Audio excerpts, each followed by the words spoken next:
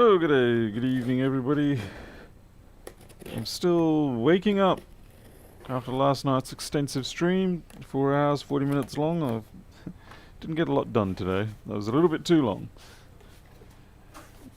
Hey, Yindi, good to see you. No, it hasn't arrived, obviously. Would be nice if we could get it that quick, wouldn't it? Let's see. I just got a. This box arrived when I had my little afternoon old man nap.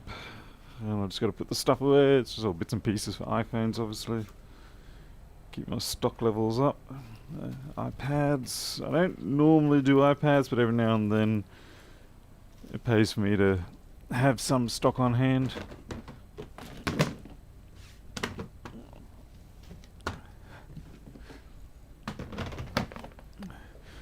I think what I hate the most is hair falling out of my head. When someone brings you an iPad and it has nothing wrong with it, it's never been opened, and they want you to repair it, and it's like, I don't know. I know as soon as I touch this thing, it's going to break that front screen. So yeah, it's really not. I'm not a great fan of doing that. Let's see, 6.6. Well, you got to be 6S. Let's get those sorted out. So I keep spare front screens because I'm the one that breaks them.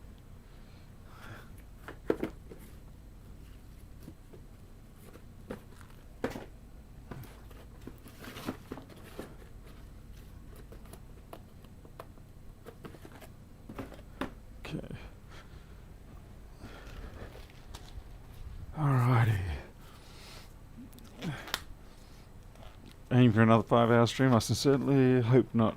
Hey Pedro, Peter, DJ, top music, and yeah, normality has returned into the stores. We've got our methylated spirits back again.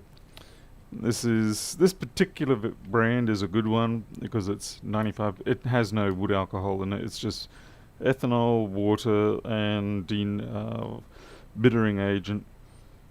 And I'm not really going to demonstrate how good that bittering agent is because it's extremely bitter.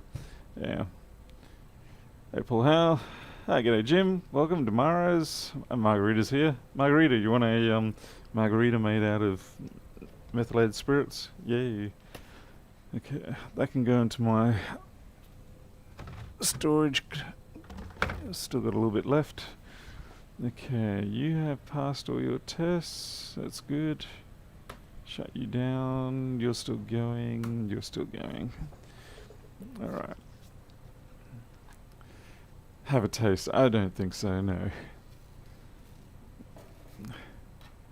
Hey, Suda, blah, blah, blah. Yeah, this is a lot of cleanup from last night. I haven't done any repair work in here today, really, other than a little bit of just sort of put the machines together that we did last night, but I haven't actually fired up the soldering iron for anything. So I'm sort of catching up on all the stuff that I would normally do either at the end of the day or first thing in the morning before stuff gets going.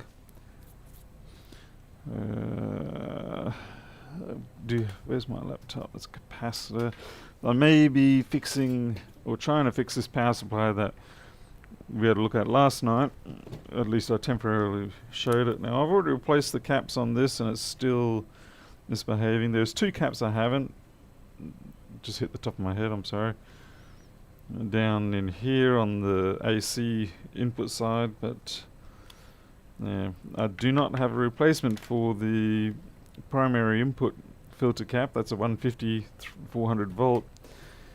It doesn't look messed up, but it has a brand name of Junfu. So for all I know, given that it's 2012, it's probably dried up. But I need to find a replacement. So I'm going to see if I've got any equipment around here that I can steal from. You'd think I'd have a spare ATX power supply in the junker, but I don't.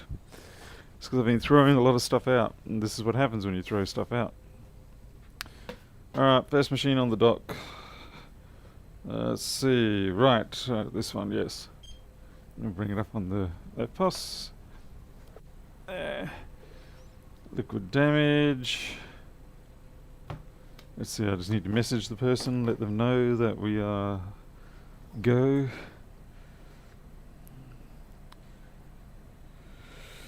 Now there we go. Going live now. And then I'll probably find out they're already in chat. Alexi. Alright.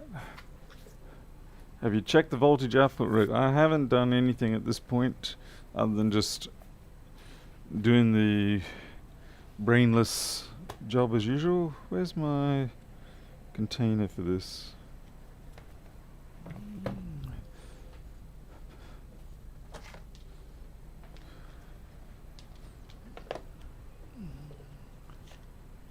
Turn off. Okay, that's that.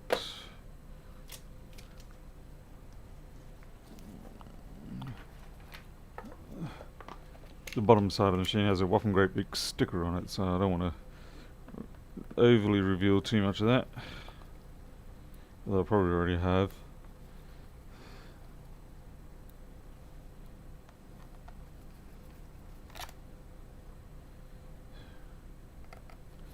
This is a liquid damage machine. I'm not exactly sure to what extent.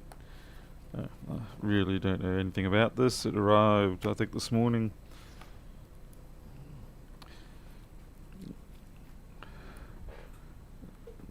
Oh, come on.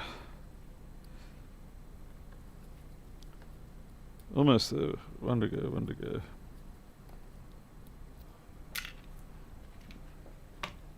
Okay, the great big reveal.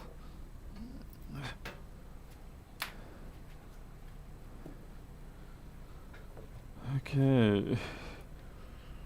Wow, that's some serious breakage in there. Hey, Vladim. Wayne, how's it going? Jinx myself telling you about the storm coming your way, walking to the backyard and the whole fence is... Oh, crikey. You got a colour-bond fence or a slatted wooden fence there, Wayne? What type? We can see immediately there's liquid here. We've got a 00165 board here, so I'll adjust that.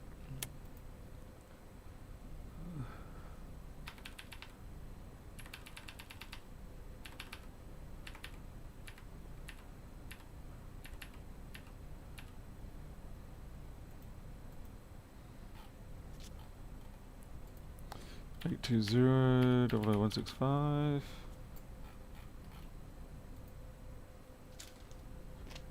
Get that fixed up.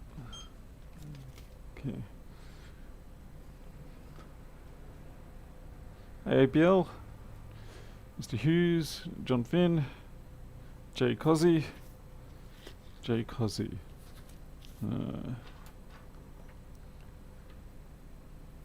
Yindi will certainly give yours the best shot we can. But yeah, so it's broken clear of the plastic on here. Here it's everywhere. That's not a good sign. It makes me worry about the display, to be honest. It doesn't... Yeah, I don't know. Yeah, that's what that's from. That's from the under the actual metal case. There's a guiding tongue, and the tongue has been broken.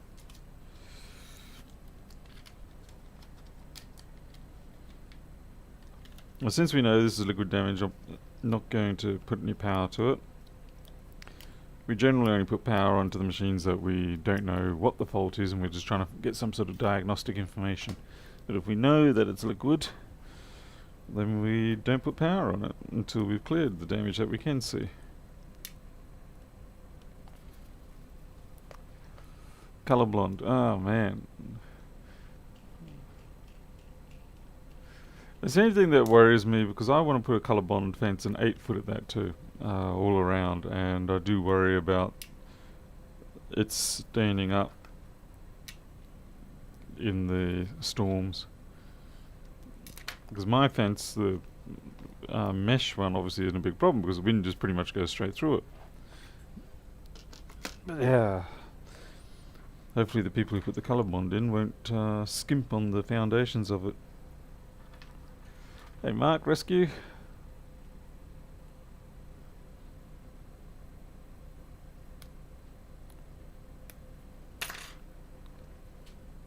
Might as well take this out.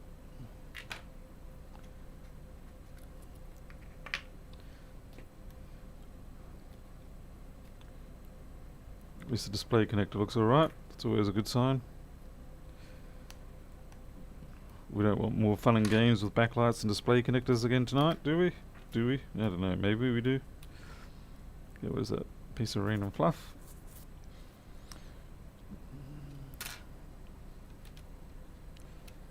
Okay, it's never been pulled apart before.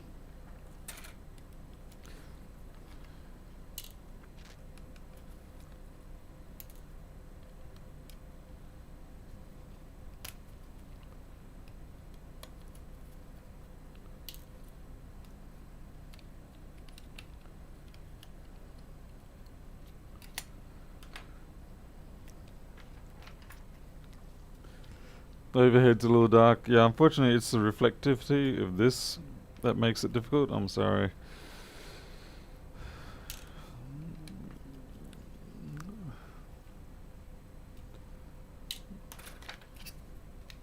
If I put the battery in, it should correct it back a little bit. There you go, see? Marvellous. It's just that it makes it difficult to disassemble when the battery's in there, but I've done the flex connections that are difficult to do with the battery in. Alexa, no, it doesn't seem to be. It seems to be more, certainly I haven't encountered any yet. Then again, this is a rural town, so maybe things are a little more lax. Maybe they're a case of, if it's still there after the storm, you've passed the regulations test. We don't get full strength cyclones in this area, because by the time it gets to us, they've usually diminished quite a bit because they've got to go up and over a range. Mind you, they still, from an insurance perspective and from a building code perspective, oh man, straight past the SMC. Okay, you can see the two, maybe you can, maybe you can't. You can see the where the liquid took a run in.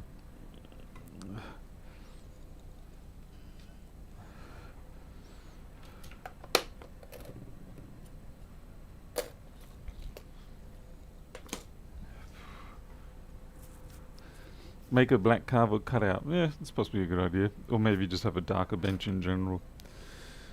Alright, let's have a look under the microscope. See what we're dealing with. Not possible to lock the white balance. Maybe it is, but these webcams, they're not really good for a lot of that stuff. It seems like whenever I do something with them, they just get changed by the next time I run the program, even if I've saved the settings, or one day I might put some more effort into it.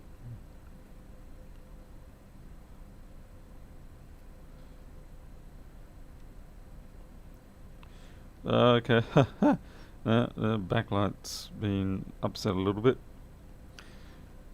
That shouldn't cause too much trouble. That should just clean up and be okay. Famous last words, especially after last night.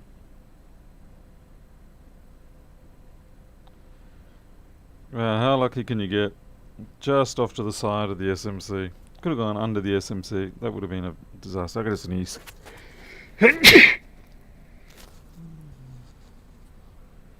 Something's been tickling my nose, and no, it's not the COVID. It better not be the COVID. I went downtown today, and it was just madness. People have no sense of social distancing, whatever. And everybody's like, I'll bring my 6 kids down from school as well. Why not? Let's all just sit in the supermarket having a good old chat. La la la la la la la. Let the kids run around screaming, coughing, sneezing on everything. Life is great. Oh God, why am I sick and dying? Why didn't the government stop me? Alright, all this power grid is actually going to be our disaster zone. Alright. Well, we'll flux and clean this and the backlight, and then we're going to likely have to do some digging around on this. That looks like some tracks have been eaten into on that one. So this one hopefully is just a clean up.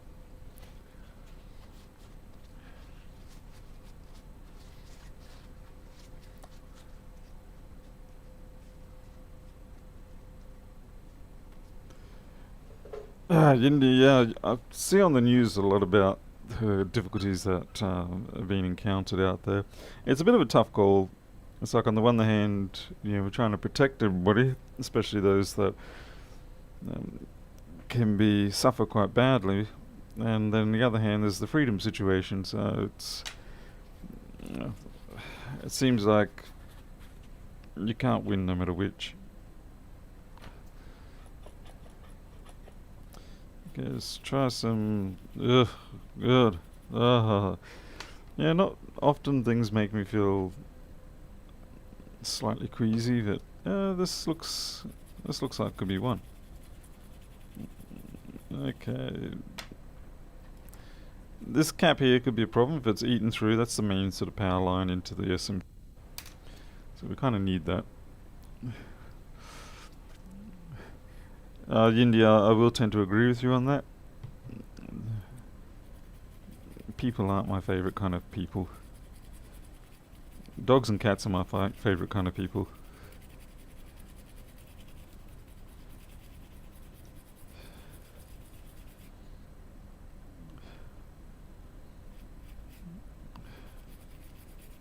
Yeah, they cleaned up nicely in isopropylene. Funnily enough, the Metho didn't really take to it, but the isopropylene did.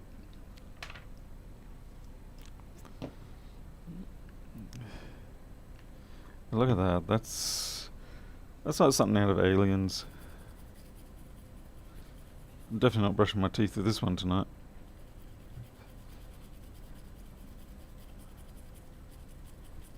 Oh, we just lost a resistor there. So yeah, we've got some work ahead of us.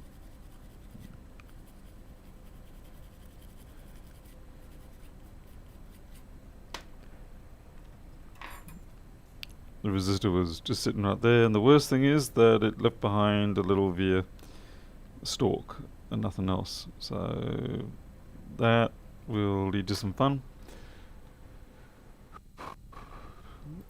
I gotta say, the best thing about the COVID-19 is that now I don't have to make excuses for not leaving the house, or not wanting to see people, or not wanting to socialise. It's like, no thanks, I'll stick to not dying. And people go, oh, okay, yeah, that's fine. Whereas before it was like, what's wrong with you? Why don't you want to come out? You should come out. Okay, this is PB 3v3S5, so that's not going to be a big problem. We can tap that from a lot of places, so we'll be okay there. Your lawns never look so good. I suppose you got to do. That's the hard bit, I suppose, is finding something to keep yourself entertained. I know my neighbour is spending a lot of time on his yard, but then again, he always does. 7, 8 o'clock in the morning, running his leaf blower. He's just bored. The guy is bored, and I understand it. But the leaf blower gets a bit much. Particularly more, it's the intermittent nature of the noise of the leaf blower, because you just sort of, it's trigger run, so it's like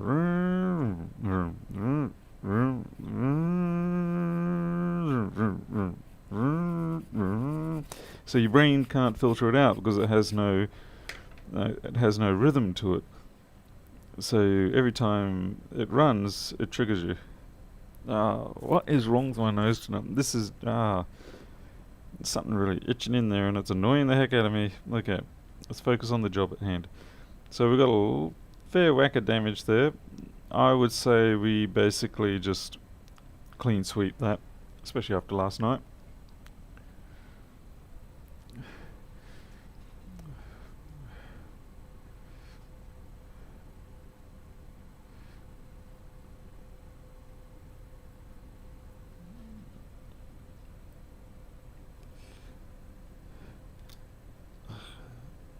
Jim maybe he does need the battery one because he upgraded though. He had a battery or whatever one, but he upgraded to a pretty serious Stihl brand leaf blower, high-end Stihl brand leaf blower, and I sure know about it.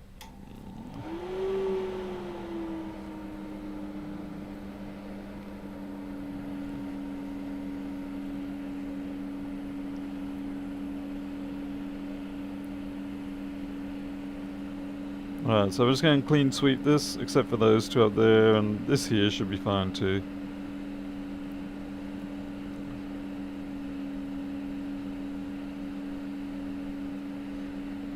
Quite likely we're going to be replacing a lot of things that didn't need replacing, but at least if we get a clear playing field here, we'll know what we're up against.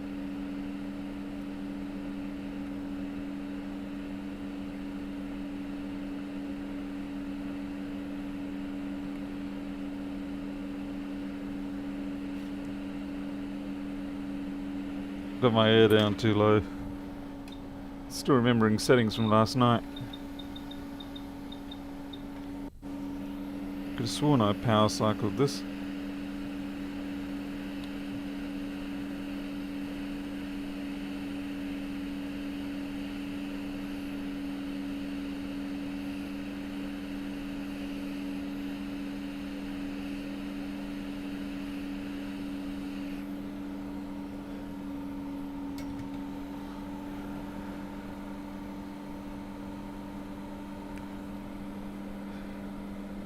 Sonia, that's rather unfortunate considering how long that stream was too.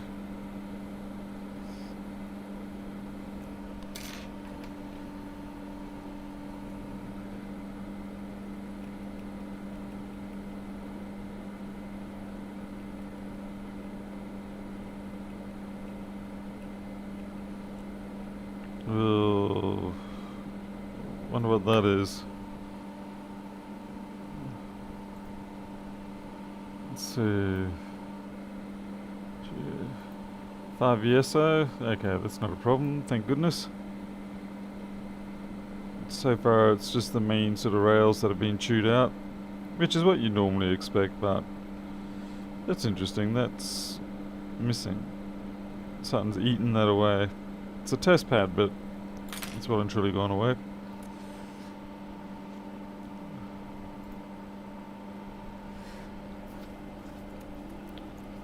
Hey, organ grinder.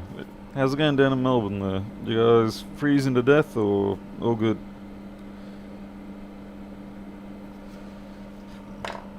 Everybody's losing their mind up here because it drops below 10 degrees.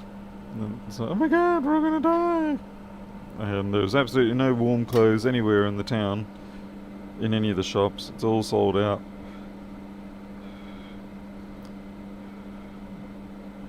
All the warm, cozy thongs are gone. For people who aren't Australian, for us, thongs are what you probably call flip-flops, but we call them thongs. We do not wear underwear on our feet, okay?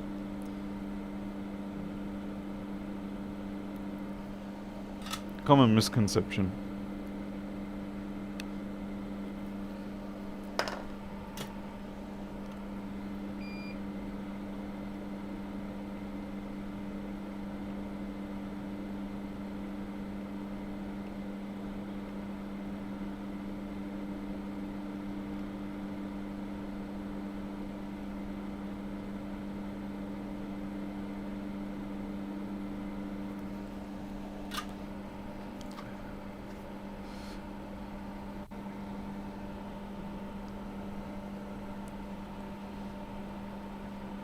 So you've been wearing flip-flops as undies. It would seem the world thinks so at times. I didn't find that out until I went and lived over in South Africa for a bit. And I went into the department store and I was like, oh, I need some thongs please. And I need about a size 11, and they looked at me like, what the heck? This guy's pretty brash. And take me down to the luxury underwear aisle, and I'm like, no, these are not things, these are not thongs, these are underwear. Those are the fun things of move into a new country to get new experiences, and that's the sort of experience you get. Fun stuff. Good stuff.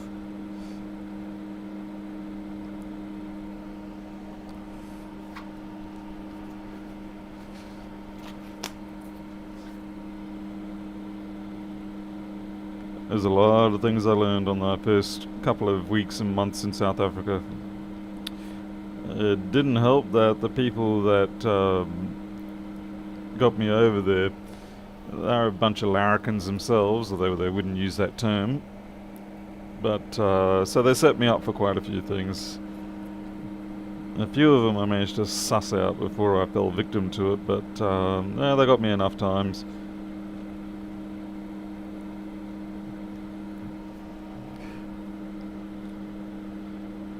But it was all worth it, especially when you get a nice box seat in the cricket field that's only a kilometre from your house, and you get to watch Australia play against other places.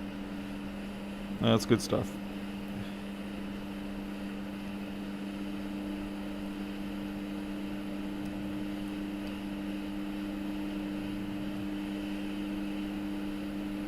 It was a good 4 years over there, almost 5. It would have gone longer if they hadn't kicked me out. Very easy to get used to that kind of lifestyle in spite of the dangers that come with living in that country. But of course, at least I had it better than most.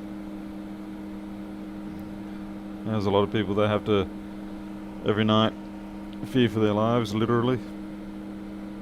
At least I didn't generally have that issue.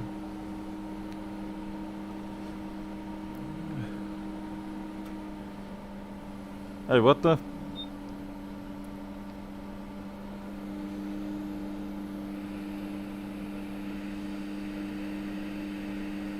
Oh, that gets me every time I try to put that on. I basically crash land that all-sys power good chip every single time.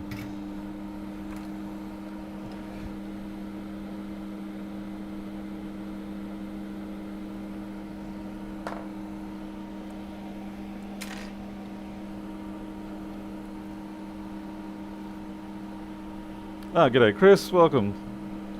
Hopefully this will be up to your expectations. So let's hope we can get it fixed for you, eh? Pink Slurpee, eh? Well, that's a first, I gotta tell you. And I gotta admit, it was a little bit nauseating looking at it. So, bravo for setting new standards.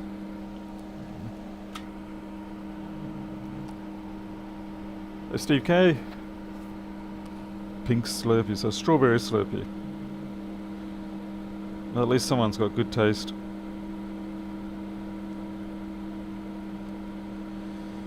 I'm not sure how I'm going to go with that little nub. It has got a bit of solder on it, but I'm not sure if it's going to be enough. I can't really put a ball on there. The ball will just be too big. I'll try to put a little touch of paste on there and see if the paste forms a slightly bigger ball for us.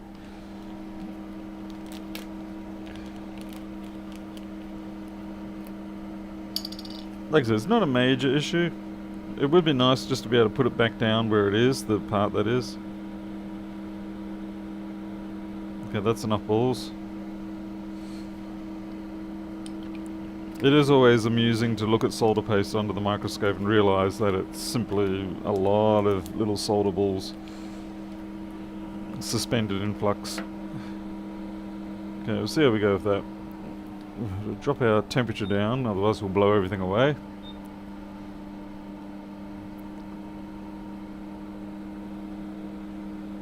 Hey Mr. Chang, welcome. Hope you're doing well.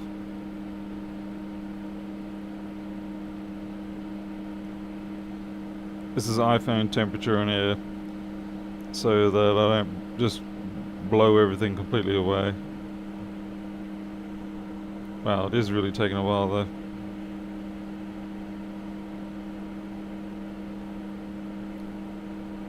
So, come on, you can do it. There you go. Alright, so there's a more respectable wall now. I should be able to put a resistor on it. Organ grinder. After hearing your name over the Rossmann Group 100 times, I had to check this out. Ha! Right, yes. So, when I saw your mobile number on your website and was confused when I saw an Australian number. Yes, that's right, I am. Unfortunately for Lewis, over on the other side of the planet, but that's fortunate for me. A lot of people do get me confused with Paul S., which of course is the military bald guy that works for Lewis. And of course he himself is, you know, he really should have his own channel at times, I think. He's quite brilliant at what he does. Certainly diagnoses a hell of a lot more than I do. But I suppose doing live streams or any sort of YouTube activity does require a different kind of personality mindset. I think you do have to have a little bit of a desire to show yourself off to the world. Just a little.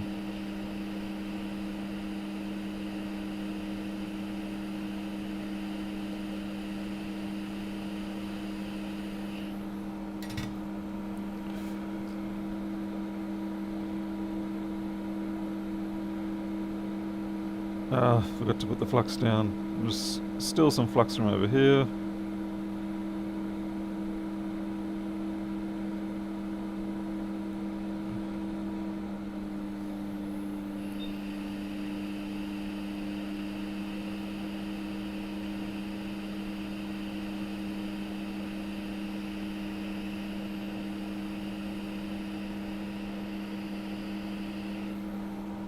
Really need to get some more flux. That was a bit shonky on my behalf.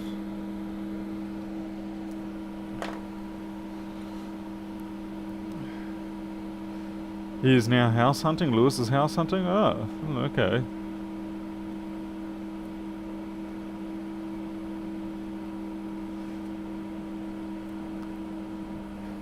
Organ grinder. At least the dollars come back to me for the software, so that's all good.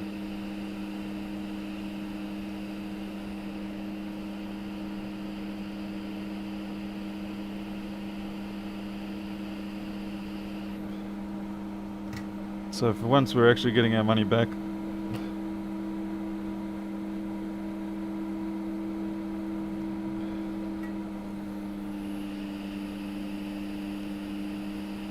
I gotta admit though, I mean, Lewis is really doing me a tremendous favour at the moment. I mean, the guy, yeah, it's nearly impossible to get him to advertise anything as a rule, but he's been nice enough to, on his own initiative, put my contact details on his page. So that's a tremendous help to me, because I'm a little bit too lazy when it comes to advertising. I just sort of go, oh well, what will be, will be. And I just sort of focus too much on designing things or fixing things, or being the tinkering guy, the engineer. Meanwhile, the salesman side is languishing. So he just he recognises that omission in my behaviour, and so he, on his own initiative, decided to do that, and it's definitely brought in a lot of business, so I'm very thankful for that. In spite of the amount of times that he trashes my software on his channel. I guess it's just one of those love-hate relationship things.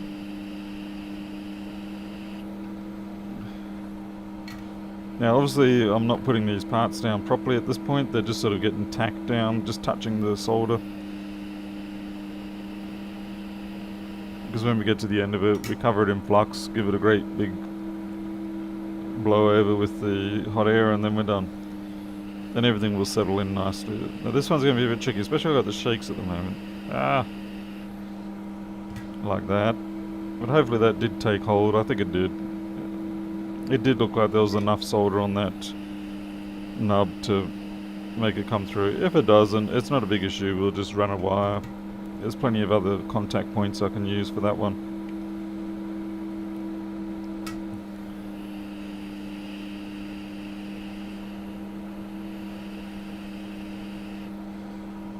Yeah, it's looking pretty gnarly down there. That's what happens when you don't solder with flux. All your joints get really gnarly. It's like giving your components and boards osteoporosis or whatever it is.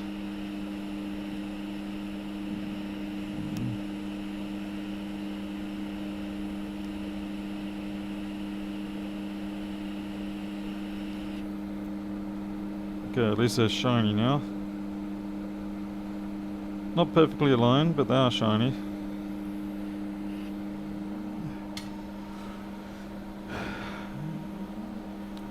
Yes, India, it's always good to get money back in the country. What people appreciate about knowledgeable and honest to goodness YouTubers. Haha, thank you very much, Johnny Chang, I appreciate that. Yes, Jay Cozzy, I often do that stealing thing. It's too inconvenient to drop the part, and yeah. If it wasn't for Lewis, I wouldn't have found you. That is often the case, yes. I don't really get myself out there much.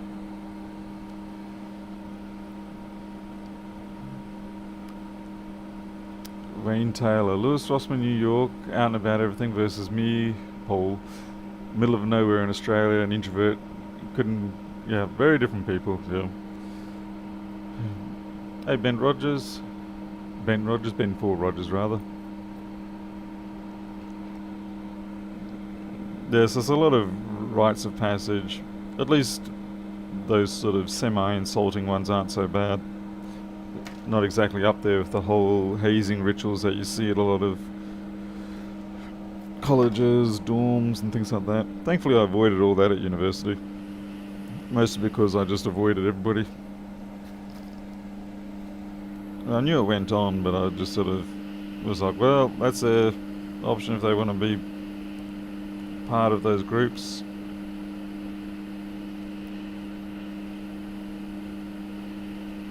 Yeah, that's right. I'm tweaking these things because they're triggering me. I don't mind a little bit of misalignment, but that was just starting to get to me.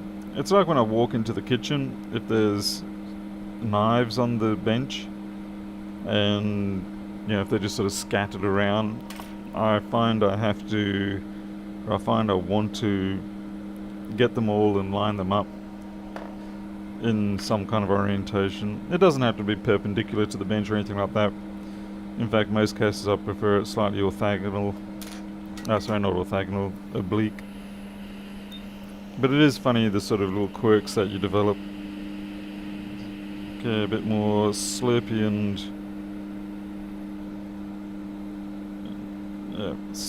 something. It's not a crack, Paul, it's just a piece of hair. I know what you're talking about, I saw it as well. Yeah, that's just a piece of hair. There you go, see? Why is your website biz and not com.au? Because I generally try not to restrict myself too much on my domain names in terms of locality or definition of what it does. Especially too that these days Google really is your Google is really what you need to rank on. It was different obviously in the 90s and early 2000s to a degree, where you wanted your domain name to say as much as it could about you. But these days, yeah, I guess I like shorter domain names as well.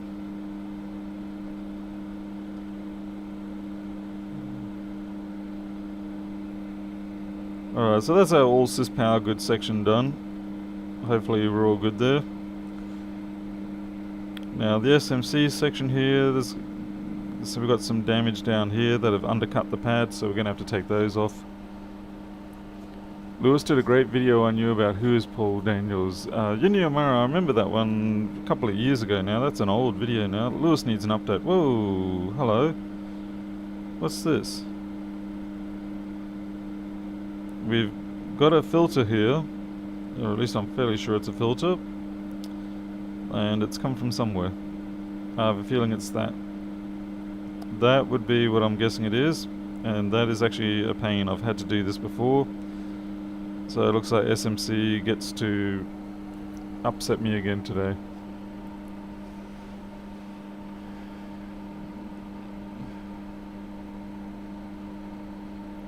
Everybody in university wanted to touch my hairy arms. Aussies in Japan can seem quite hairy and blonde. I guess we are a bit white compared to the very strong contrast of the Japanese and to the Chinese too.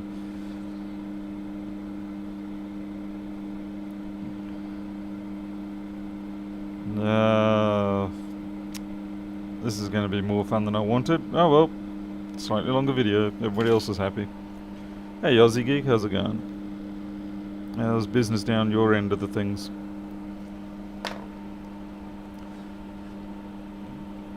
R7731, yeah, I think that was R7731.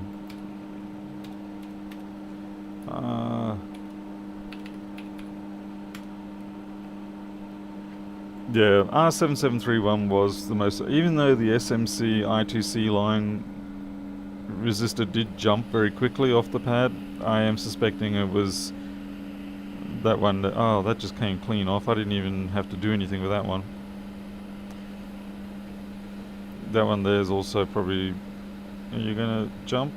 No? Okay, you're sticking around. Get rid of that, wipe that off.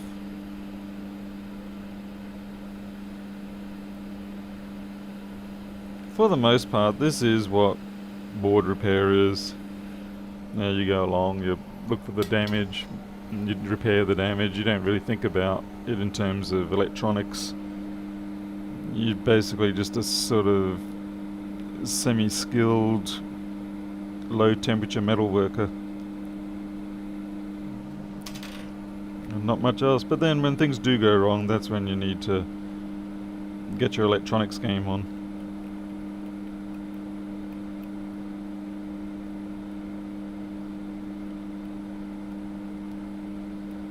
That's when you need to know how to read schematics, understand how various different electronics blocks work. Might remove that. The resistor's end cap is sort of damaged a bit. That I knew was going to happen. That's why I pushed it. Totally jessered that cap. Very rare that I can properly jesser a cap, but that one I did.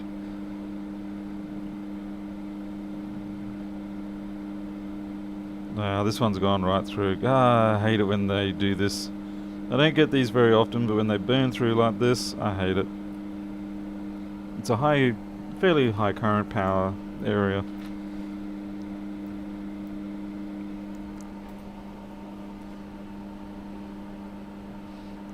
It's a fluff filter. Aussie Geek still enjoying your house arrest. Ah.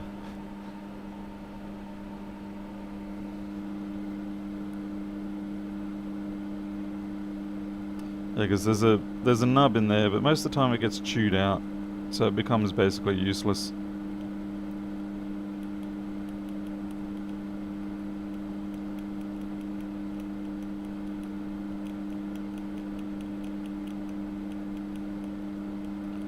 Well, the strawberry Slurpee really claimed a scalp here. Let's hope it's not a permanent claim. I have to look at it. That looks... Yep.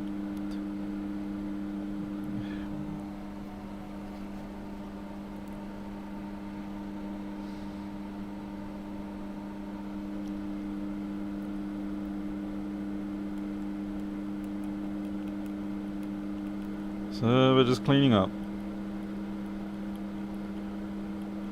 Spilled Slurpee in aisle 165.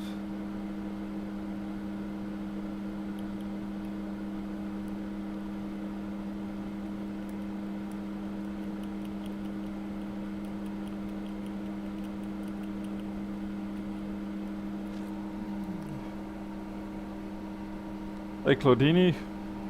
Yeah, Yindi, it's at least it's a repairable mess, or at least it should be. Some of them you can get in, and when you open them up, you just sort of go, no, this is going to be a waste of my time and a waste of the person's hope. And you're just better off dealing with it straight away and say, look, this is a dead end, so don't mislead the customer, don't waste your time. That's when you go looking for a replacement mainboard.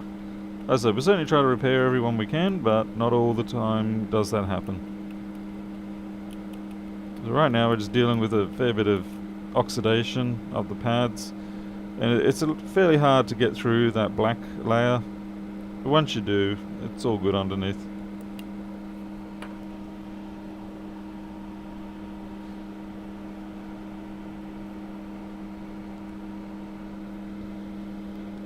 Oh yeah, Pedro, how are we going on the filter costs for those fume extractors?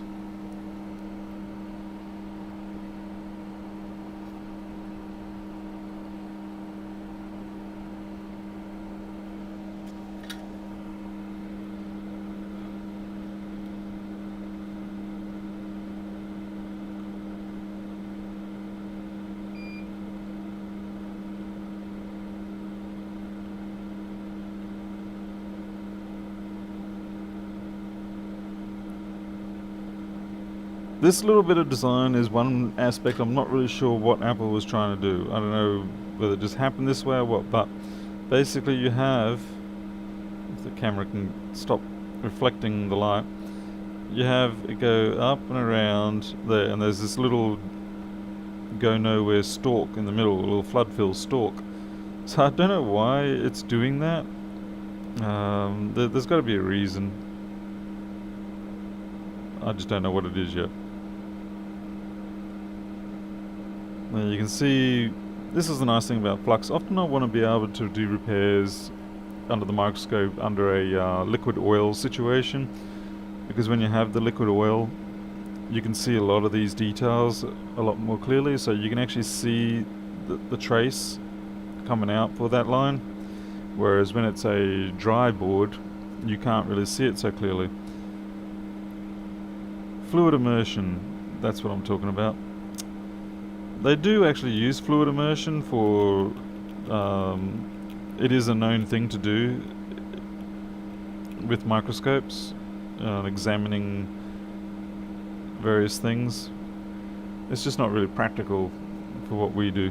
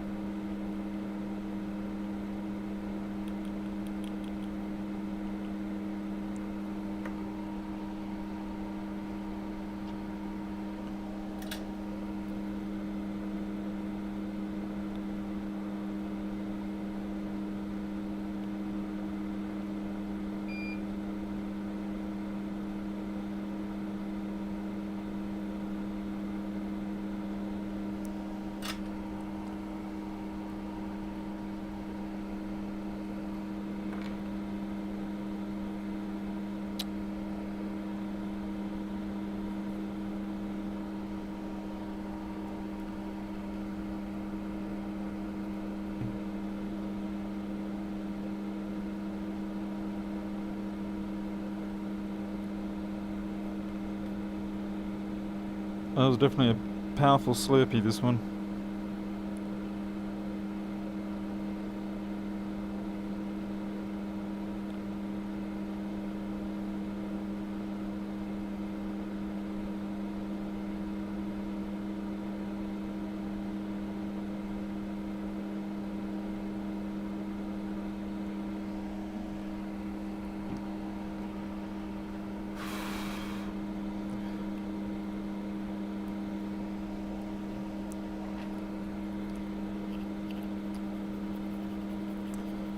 Yeah, that'd be the problem.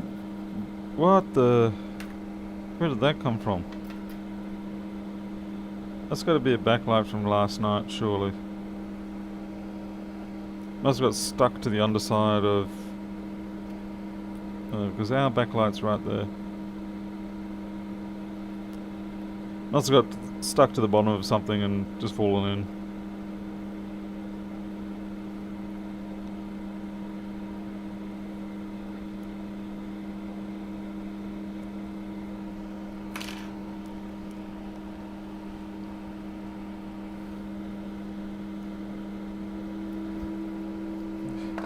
Pedro, have you been practicing social distancing, or have you just comes naturally to you? I'm starting to wonder. You know that's going to inhibit your ability to get cheap MacBooks.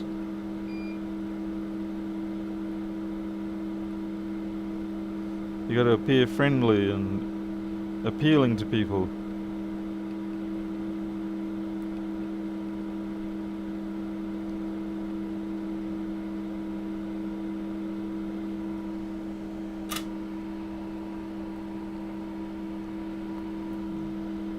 Board is trying to give me a hint. Oh, please no. That's not the kind of hint I want.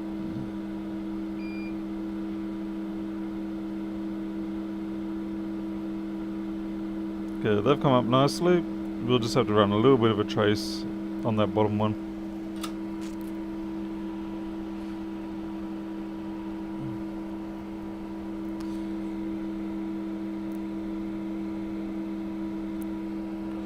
That was Schrodinger's backlight driver.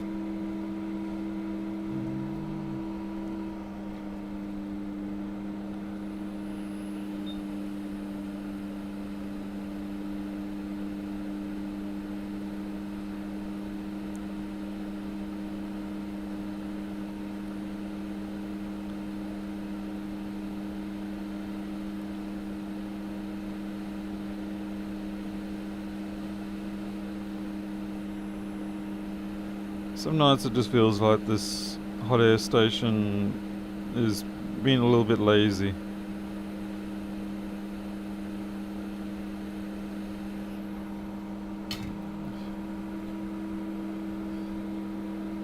I don't have any real proof of that, just sometimes feels that way.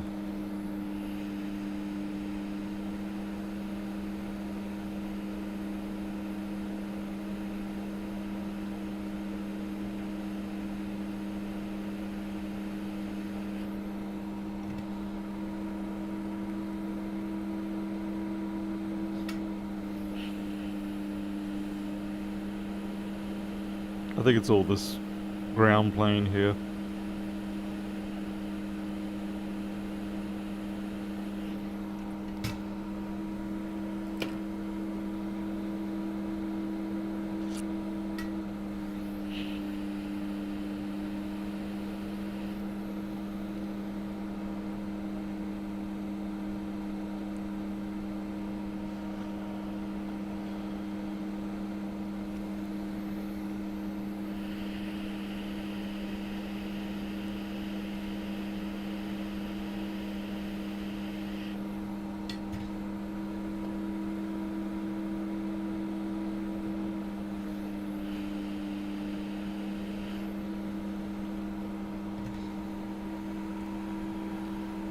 Hey Joey Cozzy. Yeah, some days I'm shaky, some days not so much. It really is luck of the draw. Very much luck of the draw.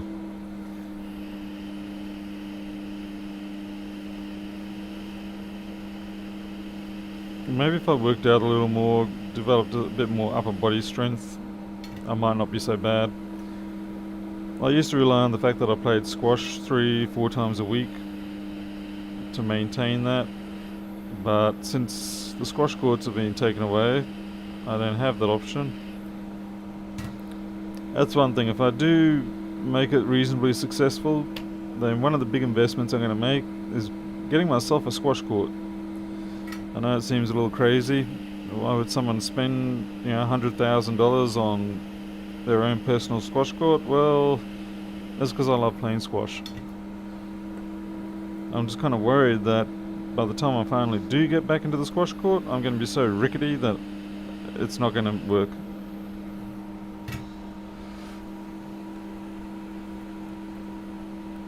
Oh, thanks, Sonia. My attitude.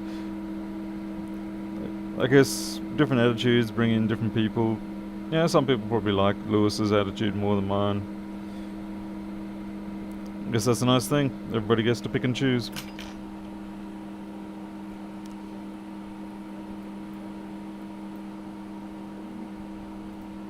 Okay, so this part here, this 3v42 line, that's what we've got missing. I'm going to decide where we're going to steal it from. Now, unfortunately, around here, okay, we can try to steal it off this bunch here, but that's a little bit of a close fit. We could run a wire and get it from the other side. Yeah, it's a little bit shonky doing it that way. Let's see, we've got a couple of test pads here. I might have a look at those.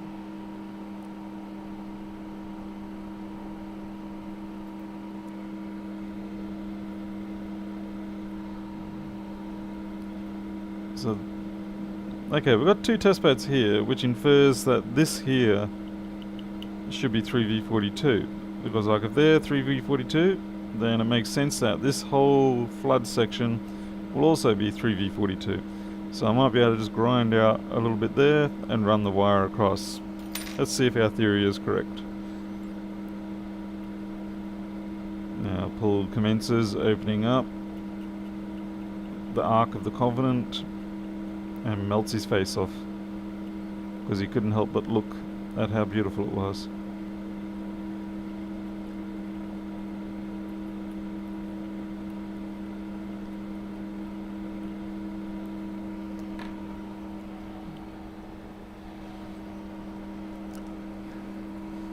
You always got to double check these things because by golly gosh, the number of times that you get bitten because you made an assumption, it's unbelievable. Okay, so these here are 342, so we should, okay, that sounds convincing.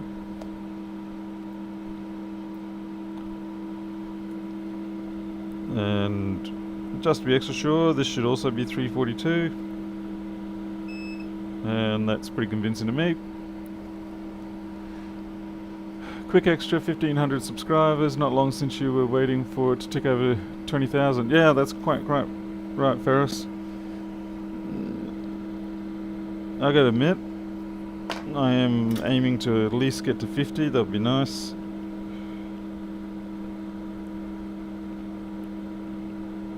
Because for as much as it is entertaining to be here and doing all this, and I do like doing this, there is also the monetary aspect that's nice too. Being able to do this sort of thing and get paid a couple of $100 a month from advertising income, that's nice.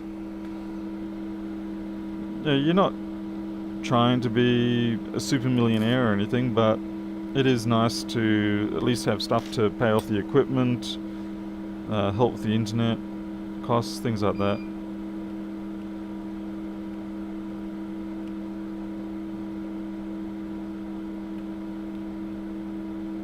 So yeah, when I see the subscriber count tick over, some people like it for the fact that they're like, wow, I'm popular. Me, I'm kind of like, yay, more money.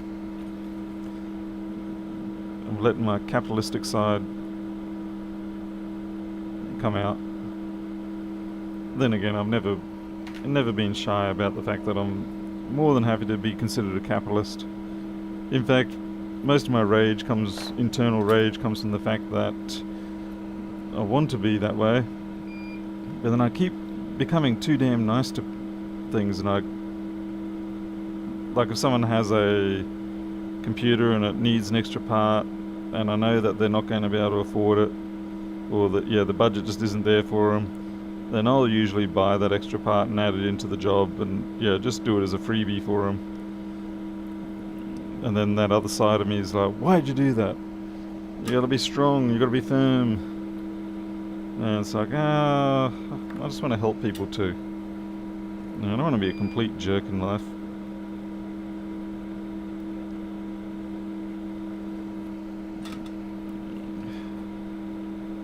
I'm actually liking this one. I quite like the way this one worked out.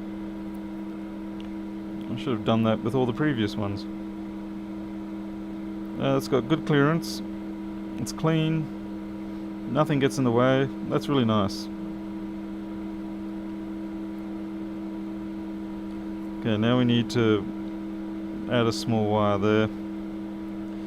Or we can try and do a blob. Let's see if we can get a blob to stick. If we can't, we'll just put in a little bit of a filler wire. A little piece of wire that basically just floats there, but it helps bond it down. Helps make the fillet form. Okay, Jay Cozzy. Whoops, I probably missed you, sorry. Enjoy the walk with your wife. Need her Japanese karate skills to protect you in public. Hey, Winfield.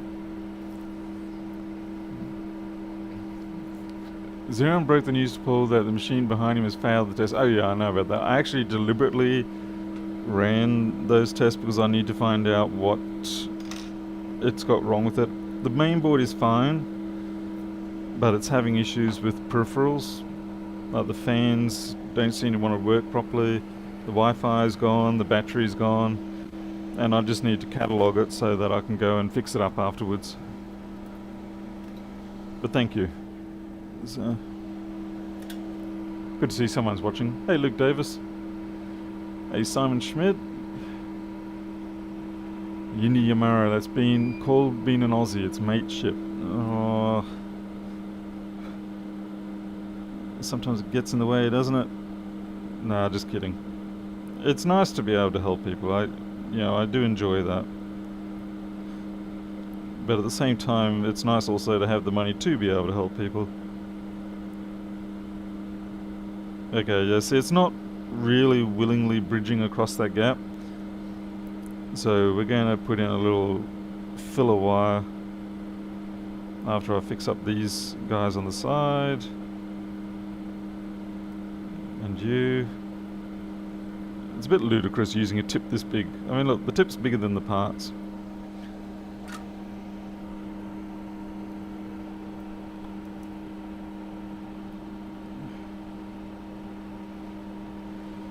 A service PC specialist. Let's see. Market rescue. Sometimes it's also the feel-good factor. I'm currently doing free labour repairs for my local NHS trust and 50% off for all other trusts. National Hacker Service. No, I don't think NHS is. I think that's National Health Service or something. I think the main thing is that when you start getting into a position where you're financially stressed yourself, it can be very difficult to feel that way. Particularly if you see other people getting what you feel is maybe not unwarranted, but just more easily obtaining things for nothing, that you sort of thinking, you know, I work my butt off every day and you manage to just get... Anyway, I'm not complaining, I'm just more talking you through the mental process that happens a million times a second, but you at the end of it sort of go, no, it's not the way it works, you know, and you just get on with working.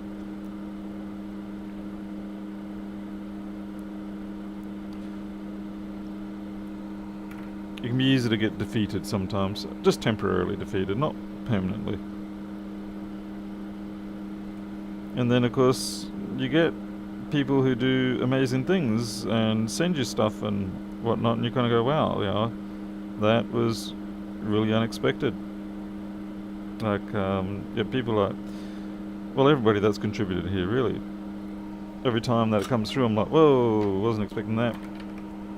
Mr. Dyer last night, Jim, of course, sending me very interesting projects to work on, like that infrared camera, and then the TV, the monitor, I mean. Anyway, I don't want to list all the things out because it sounds like I'm grading people, but I guess the point is, it's nice when you do have the resources to be able to help people, and I certainly hope that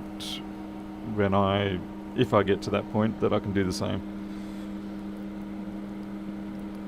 But it doesn't make the capitalist in me shut up though. It's always going, come on man, you gotta make some money.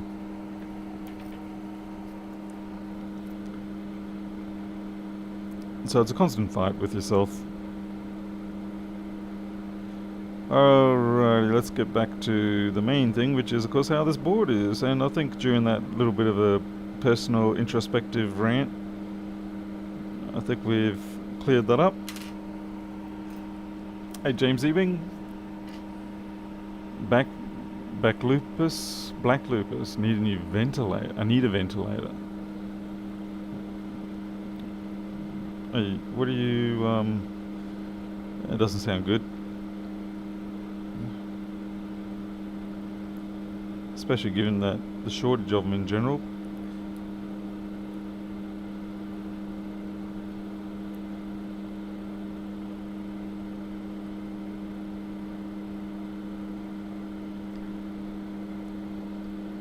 I think for me where the pressure really comes is if I do not have the money to suitably take care of my fur kids, that's when the other me comes out.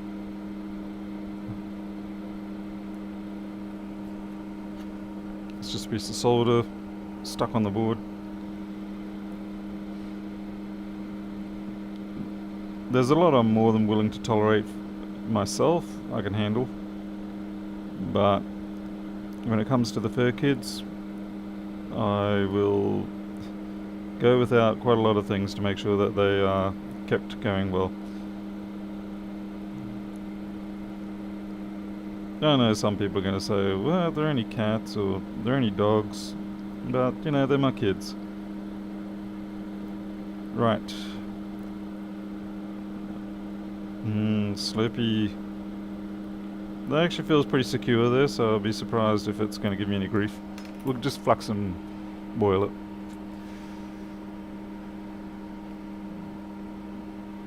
Started to sound like Lewis from Oh Dear.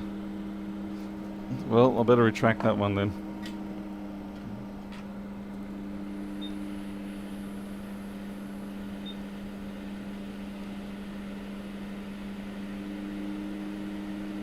The end cap is looking at a little bit damaged, but I think it's still intact.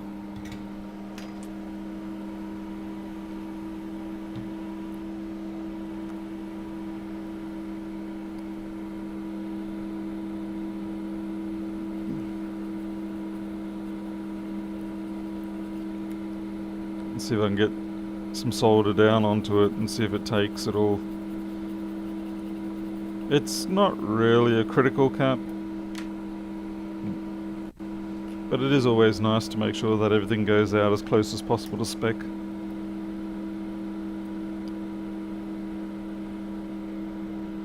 So, do you have a cap on you?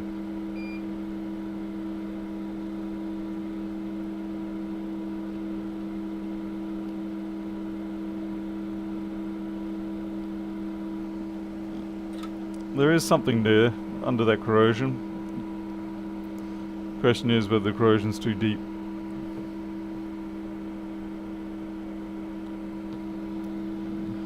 Which connector are we talking about that you think might have short?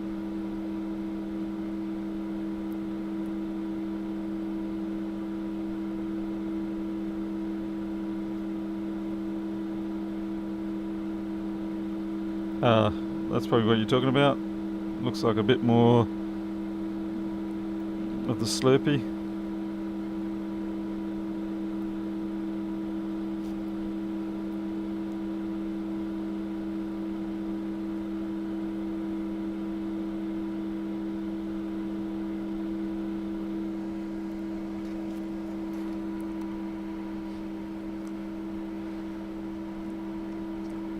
Oh, Mark, my goodness.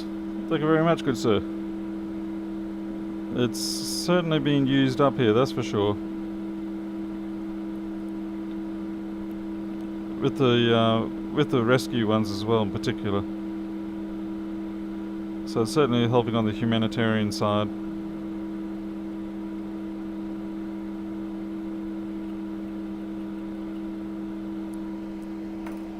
Okay, I need a little bit more water in this to get that Slurpee up.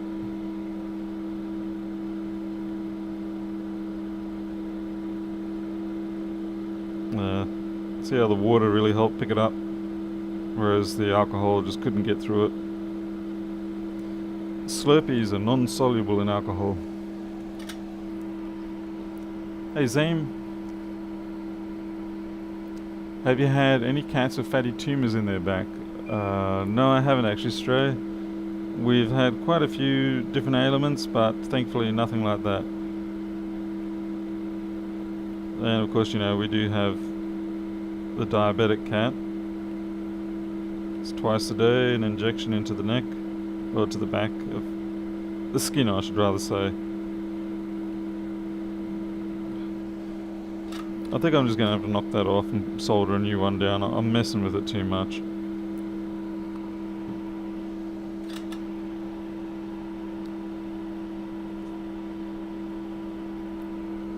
Oh gee, that would actually make a good voiceover. Here we see the Australian repairman attempting to remove the part that has not been quite so healthy since being attacked by the strawberry slurpee. Now, it's not a difficult process, but it needs to be done. Good old David Attenborough. I shouldn't shame him with my terrible impersonations attempt.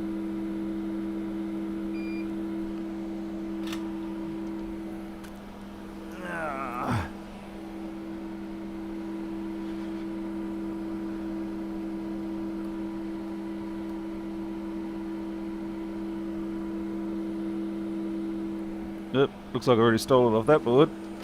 Let's try another one.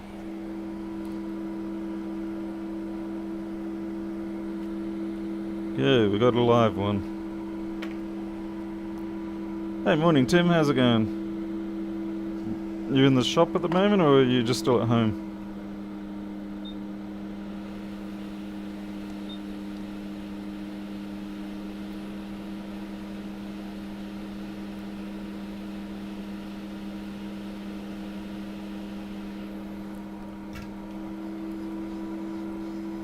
Oh, nearly knocked my quick hot air station stand off the table. That would have been undesirable.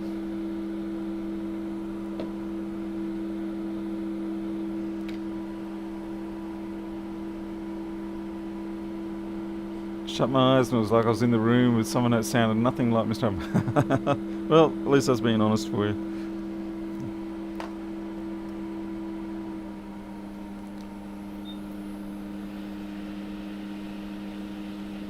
Alright, let's see if the solder can pull this back on. Oh yeah, that's great. I love it when it does that. That's surface tension for you, fluids. I think this is almost ready to roll.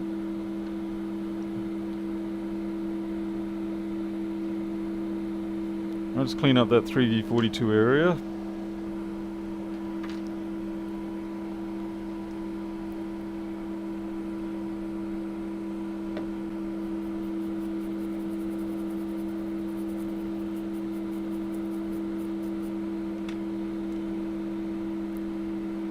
J-tag looks perfectly good, even though it's not a J-tag. But anyway, we call it the J-tag because much the same way that people call the TriStar the U2, even though it's not U2 on pretty much every phone out there other than the original.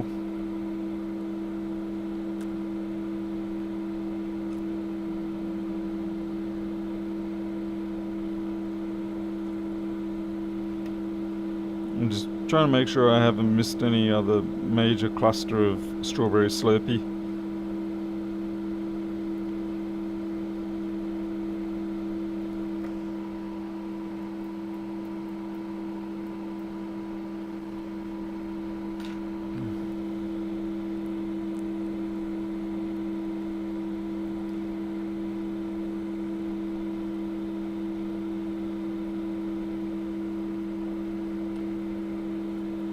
The ultrasonic will do a nice job on this.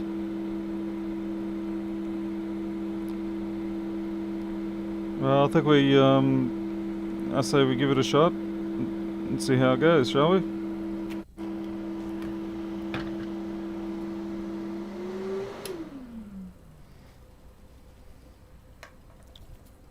Scratch, scratch, scratch. Let's Let's get our chipmunk ready. Chipmunk at the ready.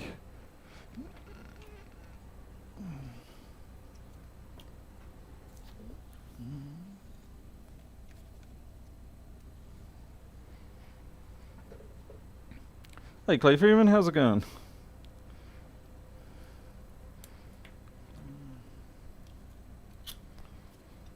So I seem to be bumping into you a fair bit around here lately. Well, I just mean in general on various streams from other people too. Okay, chipmunk. Get that piece of solder out of the way. We don't want something like that ruining our work. Get our mag safe. Let's see, showing up. Okay. Fingers crossed. Get fan spin. There'll be no stop start on this. It's just run and go. We're basically just looking for the green blink. Come on, green blink.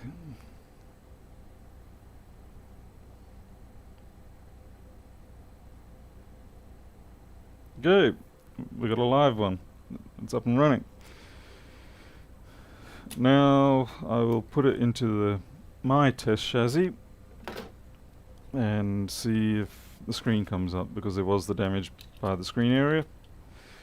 I don't know why I did that.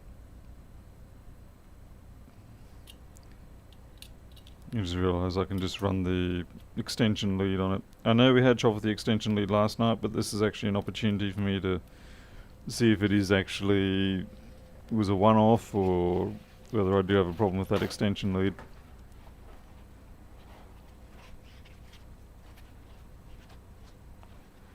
Oh yeah, Tim, yeah, methylated spirits. Even though it actually doesn't contain any, well this particular one doesn't contain any wood alcohol in it anymore. But they just stick with the naming.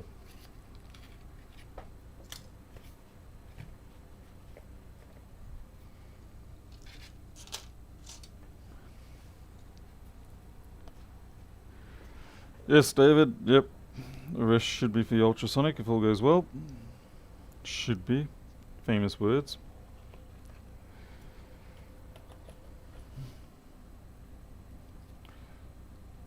Clean the connectors on this extension just in case they got contaminated.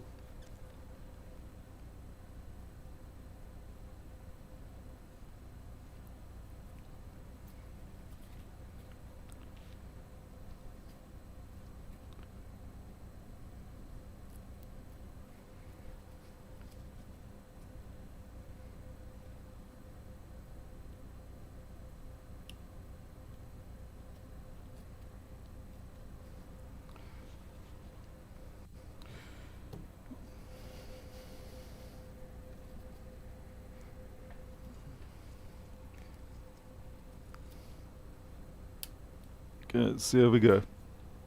See if we get our blinking folder. Give me a chance to rest back and read.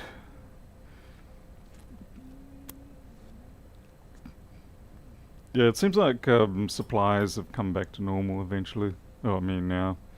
Can get toilet paper now, can, yeah, get everything that we need. Okay, we got a problem. I just noticed the fan did not fire up. What's going on there? Is it bad fan? Yeah, bad fan connection. Because Paul didn't lock it down, that's why.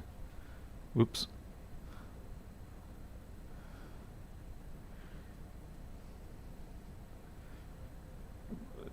Depends on what Metho you get there, Mark. That's why I like this Diggers one, because it does actually, I think it's a wood alcohol that tends to make it a bit funny. Ethanol is a little bit oily, I know what you're saying about that.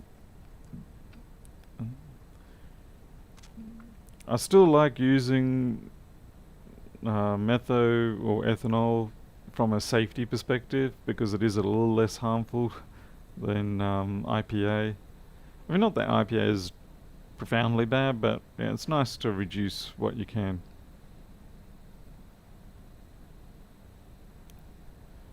Now you have to program over USB-C. Okay, I have a feeling that we do have issues with this extension lead. I'm not sure why, because that has not come up yet. So I'm not sure what's going on with the extension lead. Maybe I need to put it through the ultrasonic a bit. But yeah, that's not come up.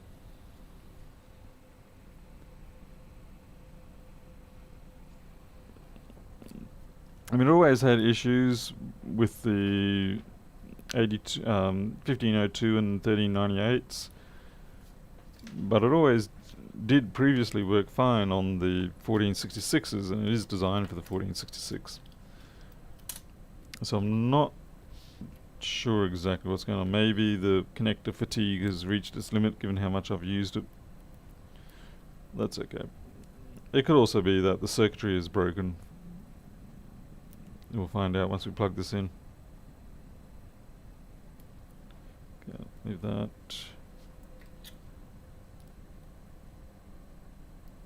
As in, it could be that we do not have a backlight or we do not have a display, something like that. We do have CPU life, so that's good.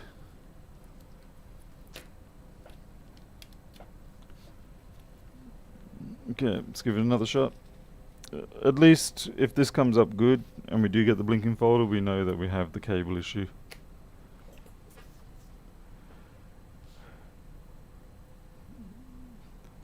Oh, Unity.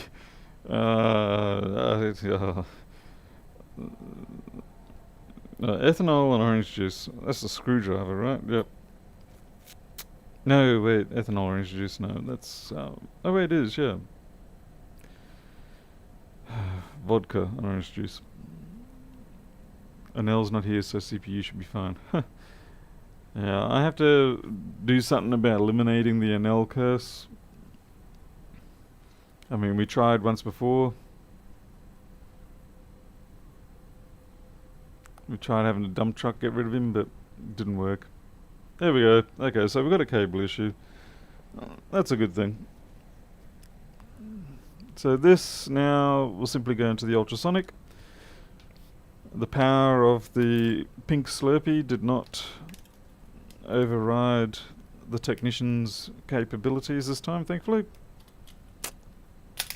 So that is going to be, hopefully, a happy customer.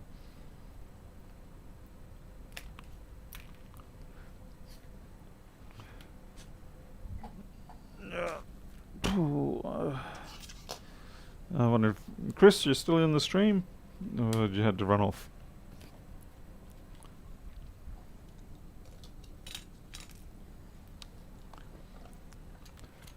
I have a feeling Chris might have had to run off. Oh, what a shame. Okay, we just basically need to prep this now for the ultrasonic. I probably might do this after the stream.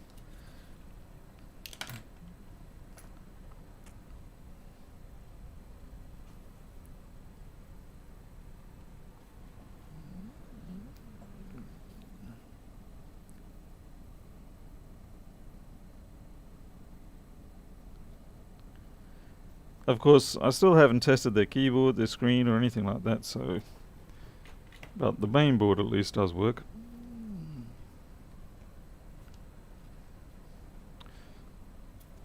And given the amount of flux that's on the back there, I'm rather disinclined to put it into their machine at this point, because I don't want to start... I mean, I know it's already been hit by the Slurpee, but I have no reason to add more trash into it with flux going everywhere. Okay, that's that. Flip it over and get its ID stickers off. The keyboard's a big concern, yes, I do agree. Fortunately, it is a 1466, so getting replacement decks or replacing the keyboard is not a major issue. Now, this is one of the good ones too. This is a 1.8 and 8 gig ones. This is no skimpy little 1.44. So yeah, definitely well worth repairing this one. Well worth it. If I could just get the sticker off without ruining anything.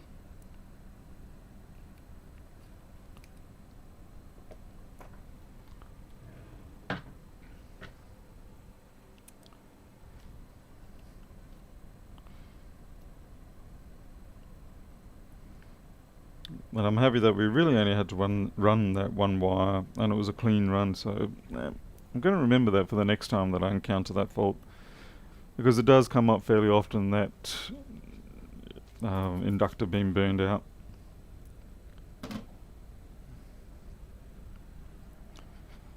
Okay. Now I just got to do the write-up so that I remember what's been done, because while it is on video, believe me, it's a pain to go back through the video and try to look at what you've done.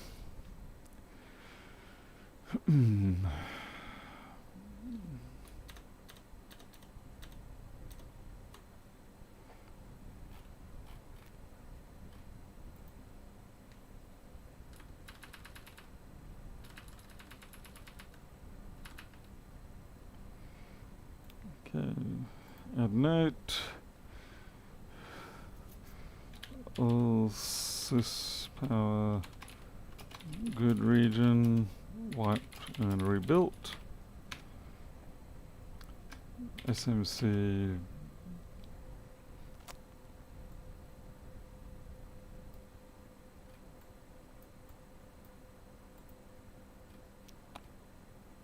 L50 L5001 SMC L5001 placed, corrosion cleaned, 3V42 supply wire drawn from adjacent floodplain, 5230, 5198, 5230, 5198.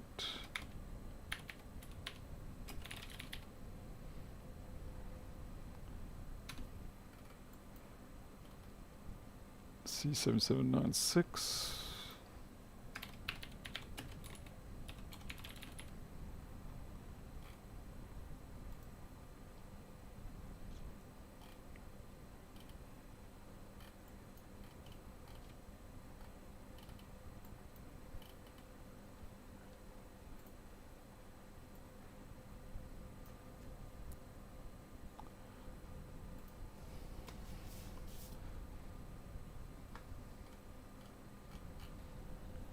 Okay, that's all done.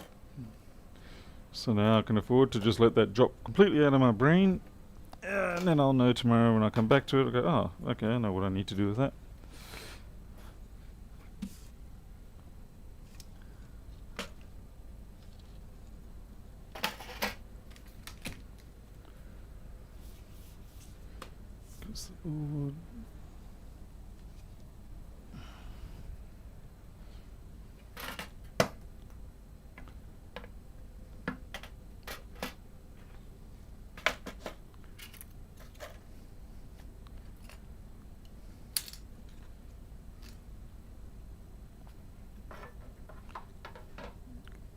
No, no, it sounds I'm rattling around here doing goodness knows what.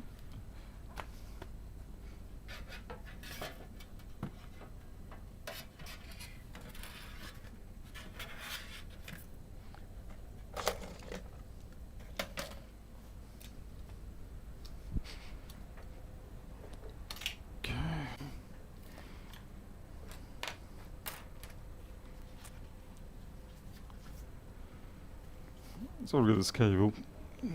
It may be just at the cable's end of life. Like I said, I've used it a fair bit. It may have just, I mean, look at that, that's disgusting.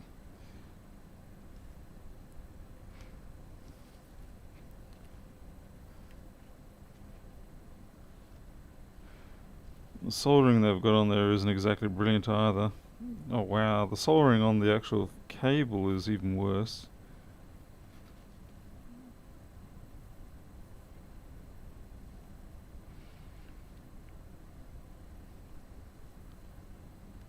The trick here is I don't know what the substance is that they've bonded this down with.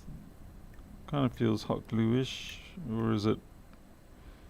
It's probably some kind of celastic.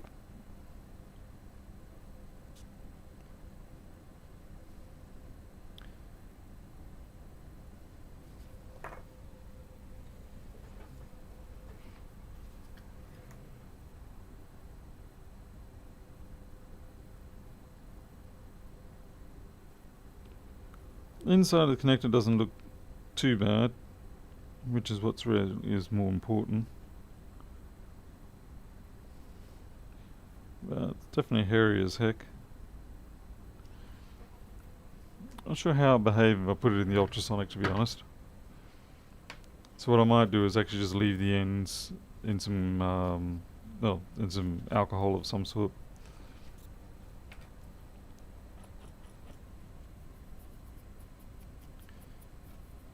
Or I can just dip the ends into the ultrasonic. Don't need to put the whole thing in there, just chop the ends in the ultrasonic for 30 seconds and it might sort it out. So we'll do that. And you guys can suffer the pain of ASMR.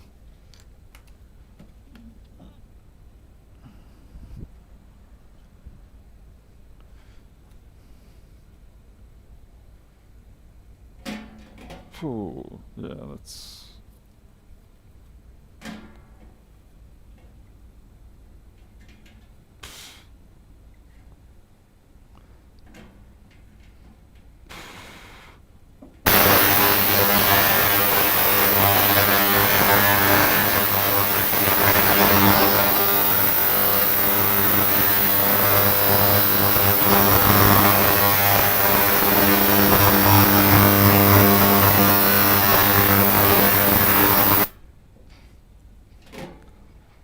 Right, that hurt my ears enough.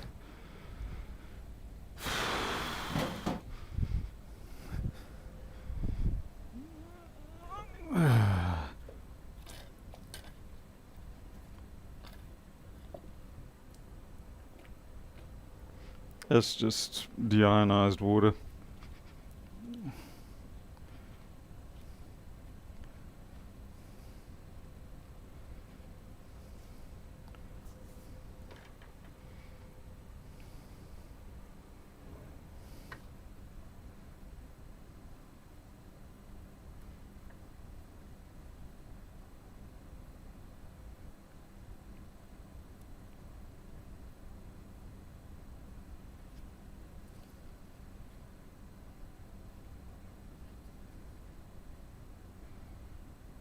Well, definitely cleaned it up nice.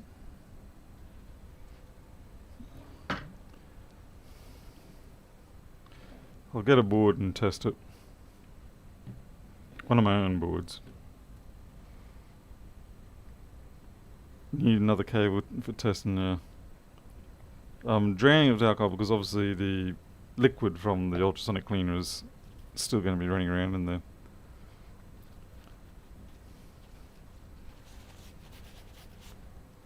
It's a bit of hot air to drive some of that off.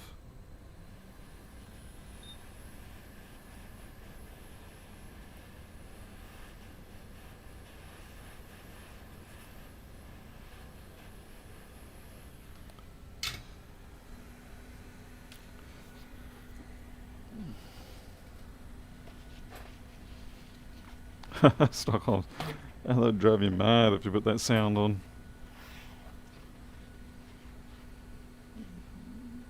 Tony W, what have you said that I should be blaming you for?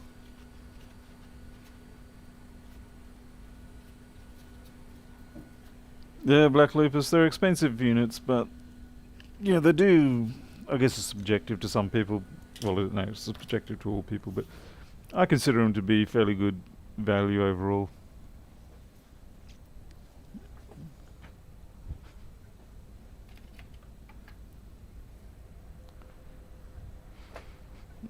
This is the VPOR one that we did the other night. So we'll use that as a perfectly good candidate.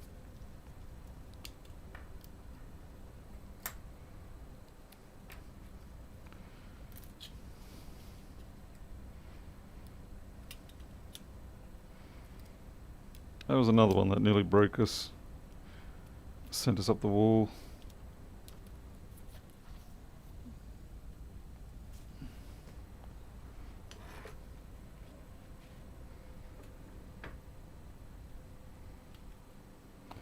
Hey, Newsboy UK.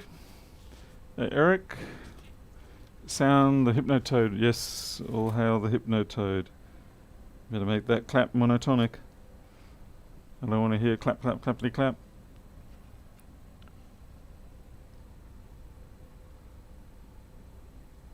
You caught Travis's name immediately above my comment. Oh, right. Oh, right. Oops. Okay, I gotta admit, this looks pretty crap.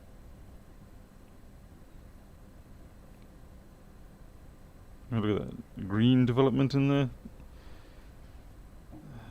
I've been a bad tech. I've been looking after my test equipment. Yeah, we'll get some of these cool gun cleaning tips.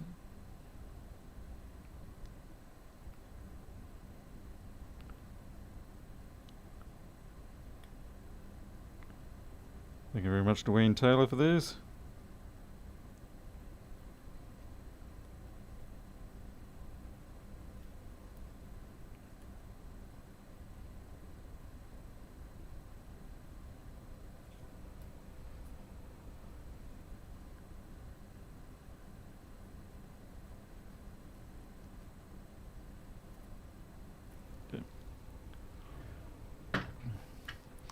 Stockholm's. I picked up mint condition 13-inch 2012. 2012.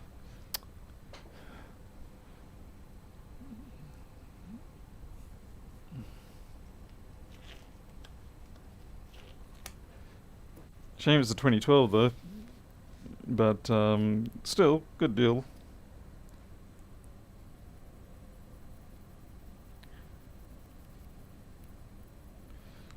Sell it to Erica.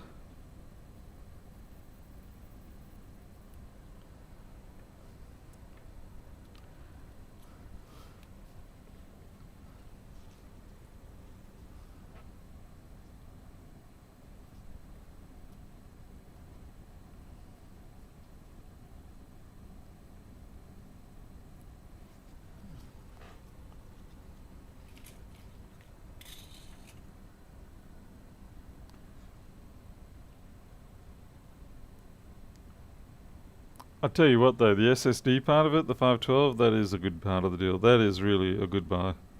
Yeah. Someone must have really forked out a lot of cash to get that in the first place. So I would say, everything else aside, that was where your win was. Definitely.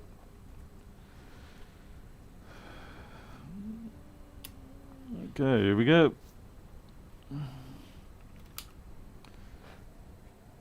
Okay, 34.37, so we're going to be up down a bit. Still, with the performance of the SSDs, I find most of the time, most of the cases, you don't truly really notice it. Like, you know, one generation to the next, in most cases. Come on, give me a blinky blink. Yeah, I don't know if they had anything more than the 512. Like I said, that being the 512, that is the win for sure. I got a 512 for one of the early 1398s. I don't know what to do with it.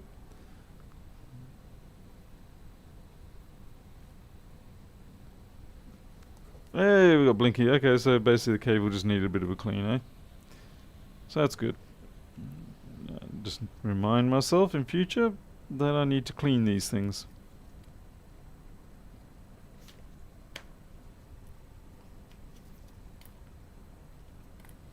I mean, I think there is a notable difference between the NVMe ones and the SSD PCIe SATA. But even then, that's... once you're booted, it's still not that noticeable. Maybe if you're moving a large cluster of data, I suppose it would. Okay, so that's good. We're happy with that. We now have a fully working test set up again. Alright, Pernov, would you like me to do the power supply? Well, I'm not going to even give you an option, I'm doing it.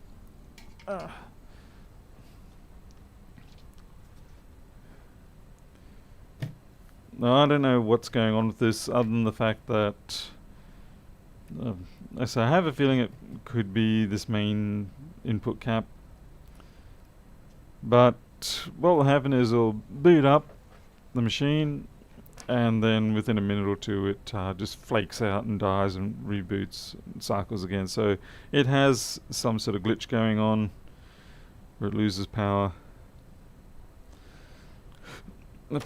So I really don't know. These aren't the nicest probably to deal with.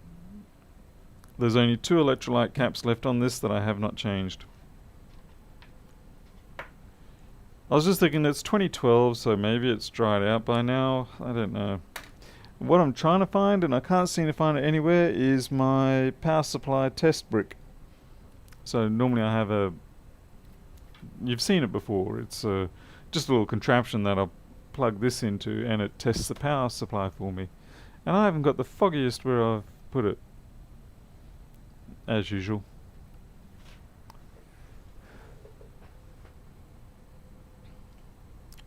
See, voltage regulation or cap or MOSFET. Oh, that really, yeah, that narrows it down.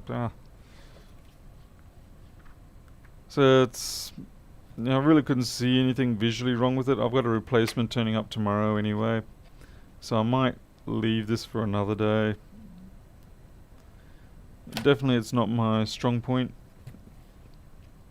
It seems a little bit too voodoo magic-like. But if I'm doing the brain off repair system, then that would be my next replacement.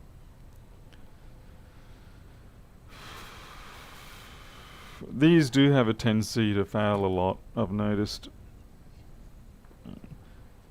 Let's see. I mean, it's a generic branding, so what is this? Channelwell Technology Co. I don't know what the total wattage on this one is. It's a 300 watt, yeah. So these are small form factor power supplies. And I don't know which one is glitching, and that's why I really want my power supply tester, but I don't know what I've done with the rotten thing. And that infuriates me. Because normally it's around here, because I do use it often enough. Well, that's what I get for cleaning up things, eh? I'll never learn.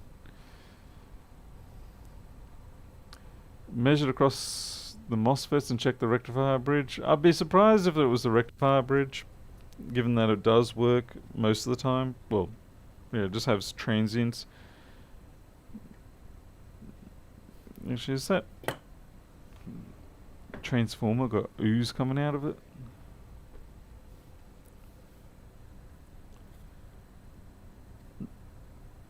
No, it's okay. It's crazy how big this stuff looks under the microscope.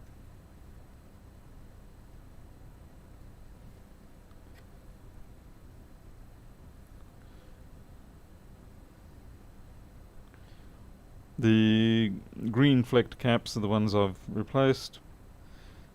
Yeah.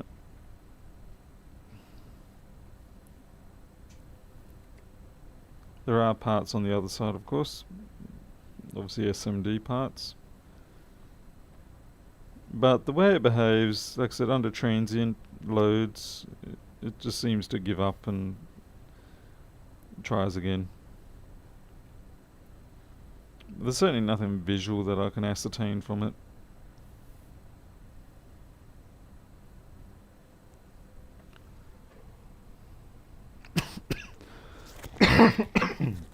Speck of dust, I do apologise. Far from the fan, top left heat sink for MOSFET event.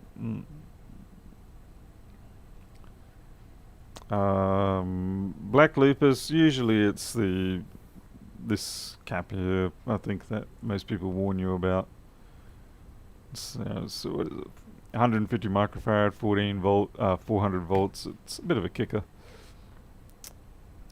Yeah, I think I may have tossed it. I hope I didn't, but I may have to get another one anyway, because if I can't find it fast enough, then I'm going to need to anyway.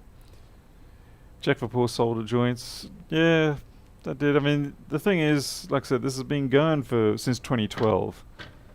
So usually poor solder joints show up a little earlier than that. I mean, yeah, sometimes they don't. And the other trouble is there's more bad solder joints on this than there are good ones. What happened to Greg 4 times? Replace the Dell Optiplex PS in the client box for the 4th time. Crikey, yeah. You can always pull the main filter cap to inspect the bottom. Okay, yeah, I'll take that option, pound off. I mean, I do believe what you say, when you say that it's a low chance, it's just more a case of I'm like, well, I'm kind of out of other options right now. Other options that I have the technical capability of being able to look at. I'm sure there's some very skilled, qualified people who know switch mode power supplies off the back of their head and can do it in their sleep. And that is not me.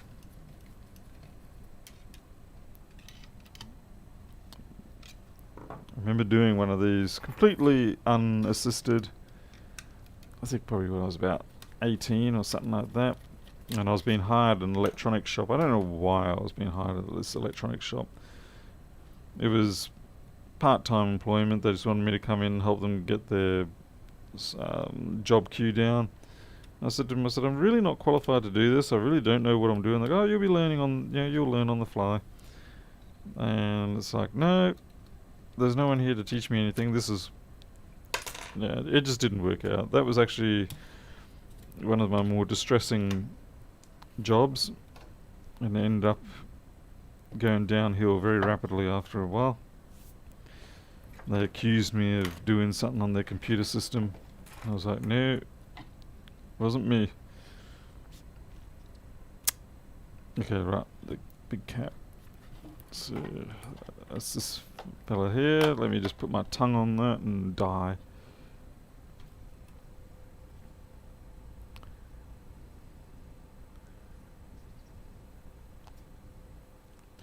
Yes, of course, Sonia's also very good with these systems. I remember that, Sonia. I know that you're into this stuff. And I need...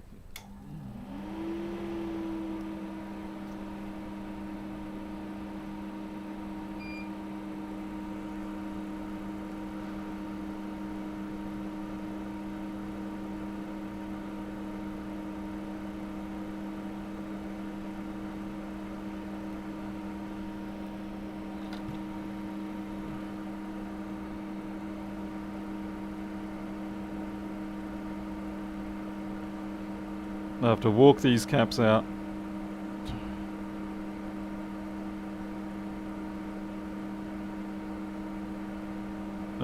These ones are... It's got Celastic on it.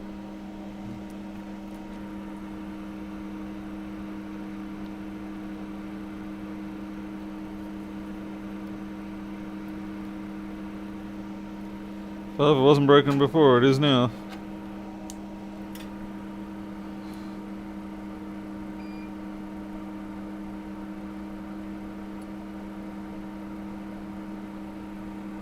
Come on.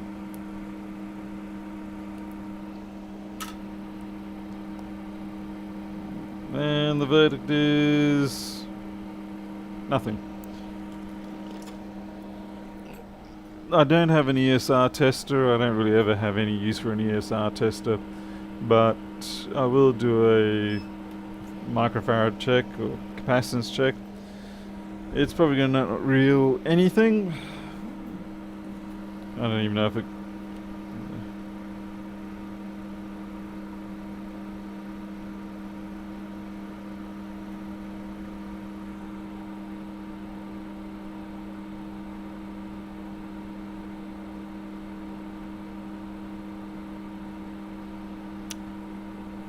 Zero. Of course that's a lie. I think it's just, it's out of range. Fairly sure. I'll get another capacitor of similar size and see what it says.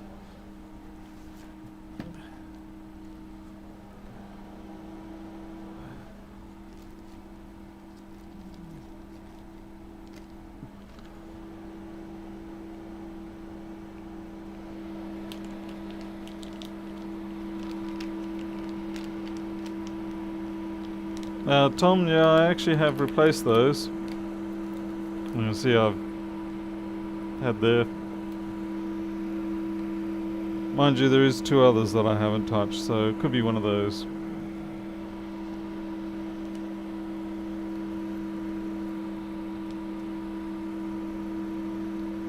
No, it's a customer job. I've got a replacement coming in tomorrow. But I normally used to keep a spare of these, but then when I stopped doing PCs quite so much, I just... Yeah, this meter can't reach out to that sort of capacity. So it's the same response either way.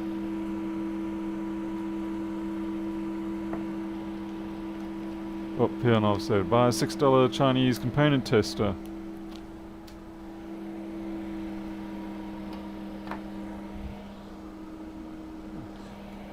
Well, while that's out, I can at least get the other two. Funnily enough, I've marked them green, but I was obviously having a brain off moment because I certainly have not replaced those ones.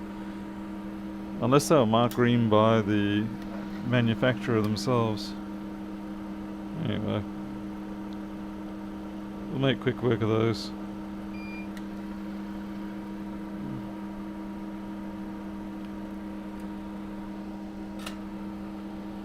What's this one? This is actually 4725. 4725.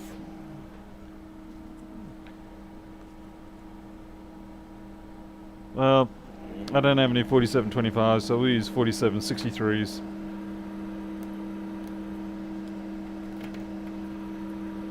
And I'm gonna have to bend the legs a little.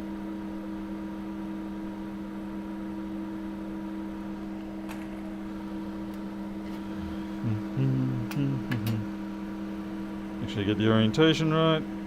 Else bad things happen. The board go boom boom. And then I'll get sued by Electro Boom for taking his style of repair. Oh, that's a horrible noise.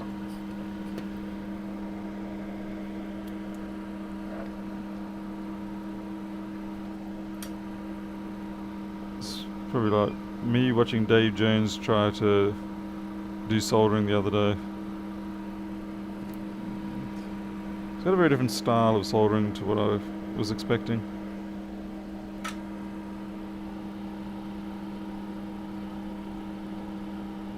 $22.50. I might have a $22.50.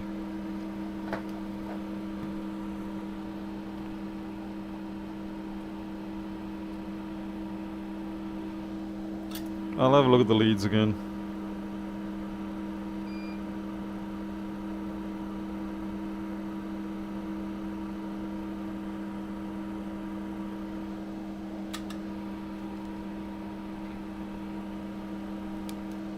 If you put the caps in backwards, you usually get a little confetti show.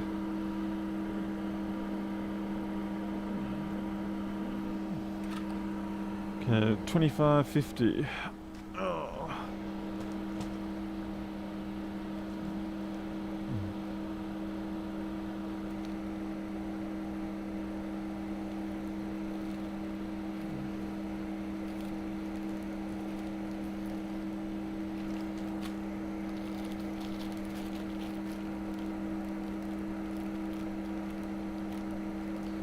Most of my capacitors are on the low range of the voltage. Ah, typical. 1050, that's not much chop to me. Not unless I put them in parallel. 100. Still not what we want. 4716, that's completely useless. That must have been from like 20 years ago. 16.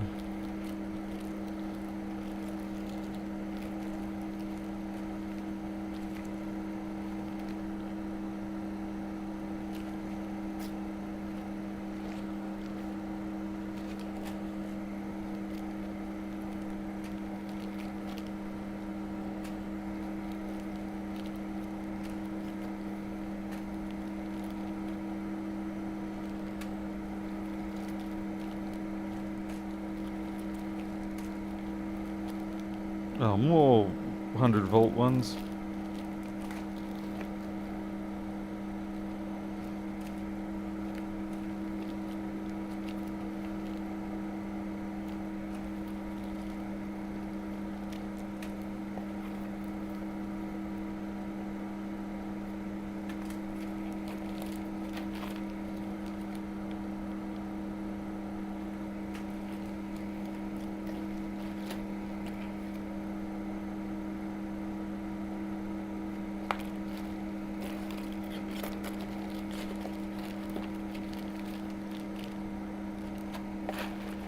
Junk, junk, and junk.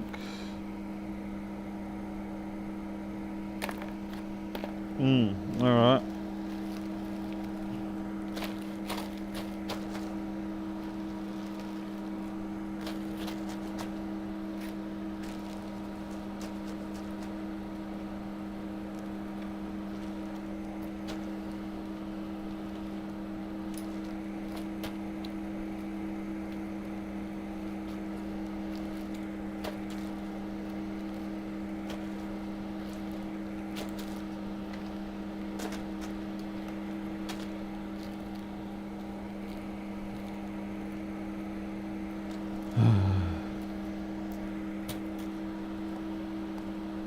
If the power supply is less than $100, I spent half an hour, then advised to get a new one. I have 24 40 amp supply on the bench. Spending a little more time. Well, that makes sense, yeah. Like I said, I've ordered one in. I just kind of wanted to see whether I could get this resolved, because like I do like to have a spare on hand. It's not the most common replacement thing I do, but it happens often enough and it usually catches me right on out like I did this time again.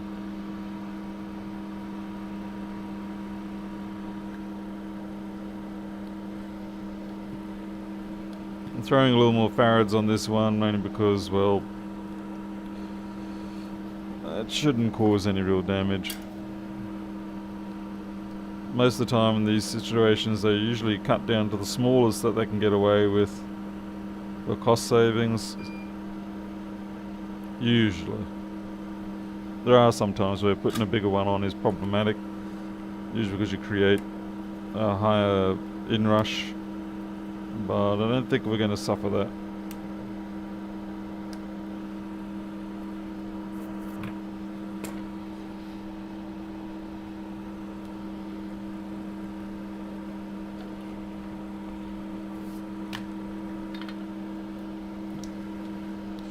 The biggest thing I hate about these power supplies is the fact that, yeah, you've got this constant fight with just trying to get it to sit on the board and, you know, sit on the bench. Yeah, let's have a look at these under the microscope.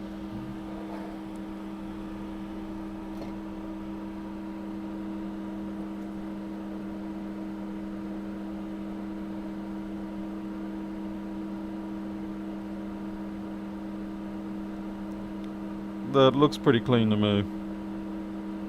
I mean, I'm not the expert, but I would say that's clean. Doesn't seem to be any real seepage in there.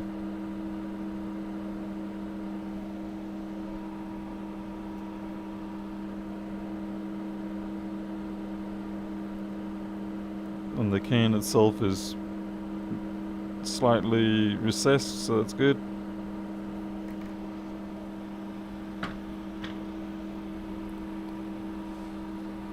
See, Tom George, we had a batch of 3-phase monitors through and fitted with 1000 microfarad 6 volt on a 5-volt rail. Oh, that's marginal. I didn't think I could handle having that sort of stuff, Tom. 6 volts, I'd be wanting a 10 volt cap for sure.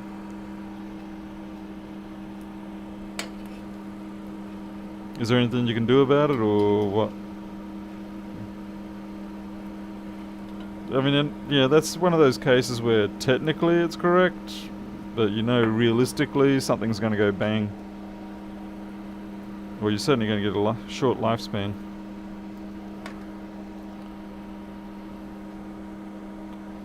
We got the return of the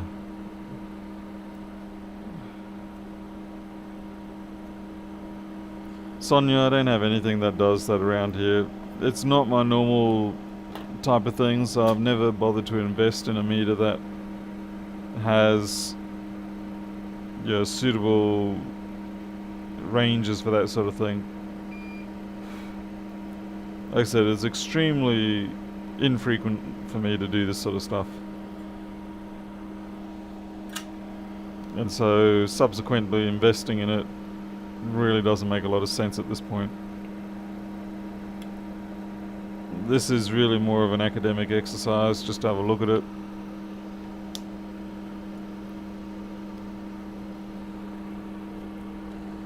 The fun thing when dealing with pin-through parts. Damn it.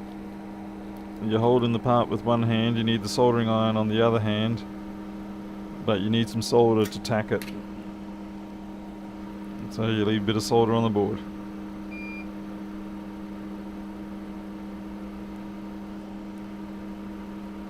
Another job well done.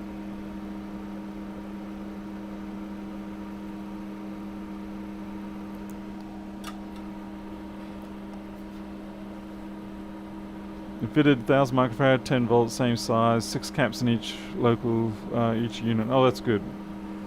That would have given you a bit more peace of mind for sure. Like I said, I mean, I don't work on this stuff at all. The only time I ever get into switch mode is when I'm making microscopic power supplies or just DC boosting stuff or bucking. But this whole AC to DC switch mode power supply stuff,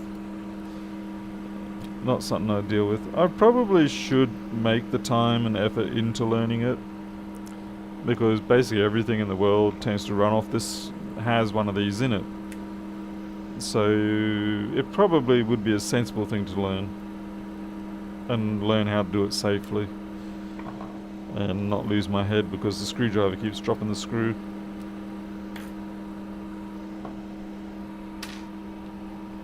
What happens if you set the quality explicitly to a higher value without... Oh, you mean the range. I saw it trying to range up, but I think it probably maxes out at about 40 or 50 microfarad.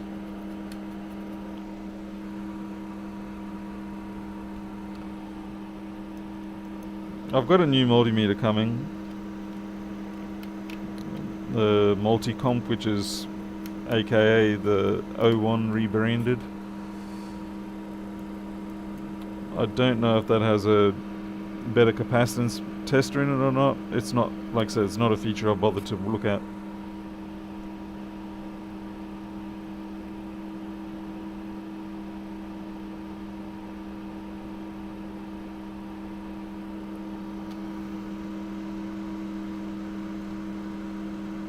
Oops. You mongrel.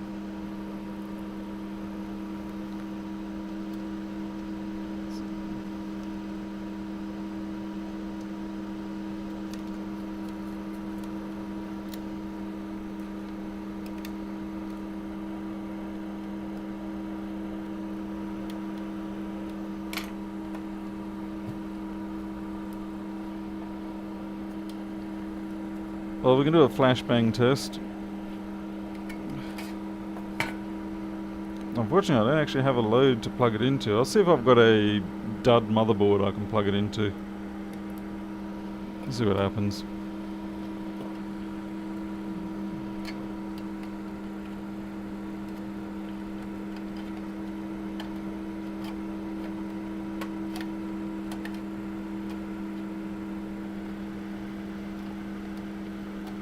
Ah, come on.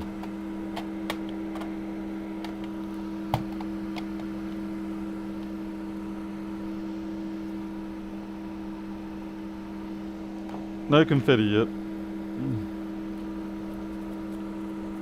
If there's going to be confetti, I'm keeping it contained in the box.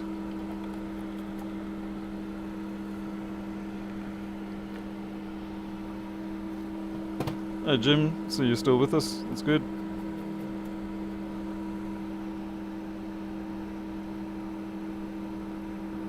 Hey Sabatino, how's it going? Okay.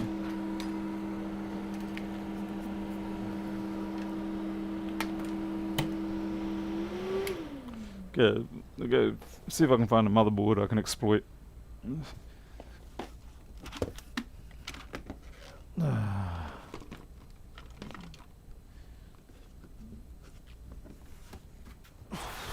It's getting heavy.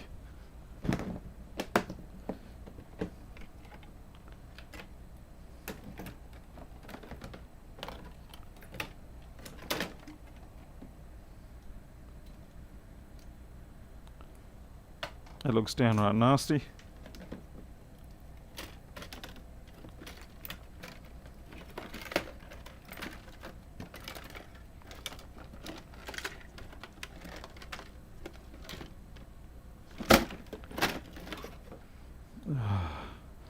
By the way, Pernov, if postage wasn't so bad to your region of the world, I would basically send you this whole compartment full of laptop motherboards. I'm sure you'd be able to do something with them.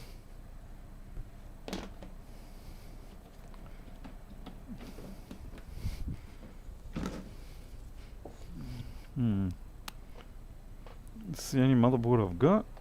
Man, this is nasty.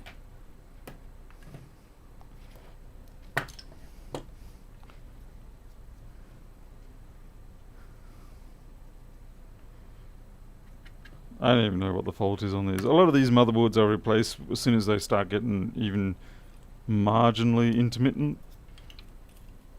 So, yeah, a customer comes in, says, oh, it shuts down every now and then. And I'm thinking, it's something, if it does get worked out that it's just something, this is going to be a pointless fan, but, I just swap them out. Because, I mean, yeah, your motherboard's like $150 maybe. It's just not worth the drama. Right, I'll get my RCD trip.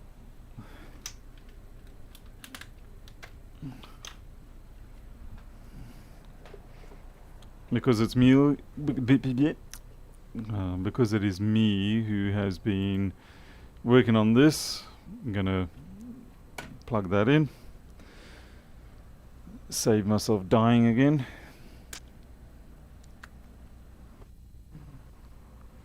So just looking at the cables that I need.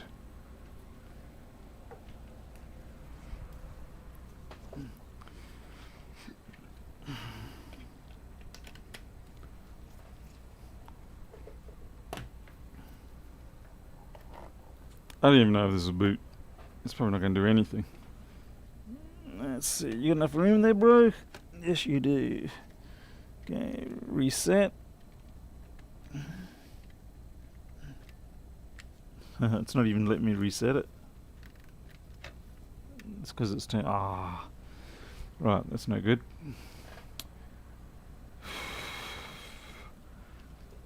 What can I use?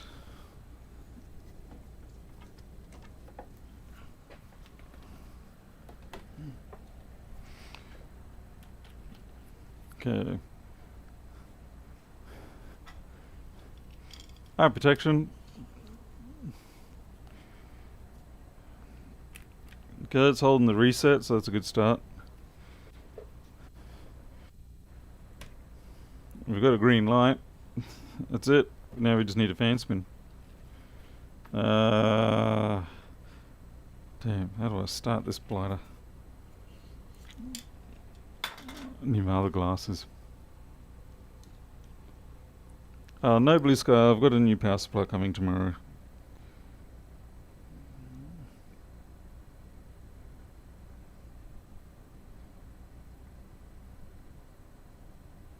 Okay, I have a feeling power button's this side here. Wish me luck.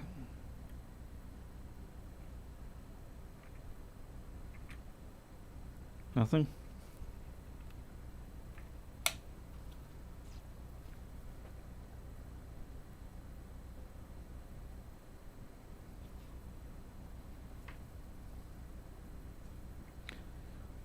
Clearly this main board must have been very dead. Power LED, hard drive LED. Reset. Now I can't work out this. I would have thought, you can't really see it, but yeah, it's the usual sort of crap printing on here.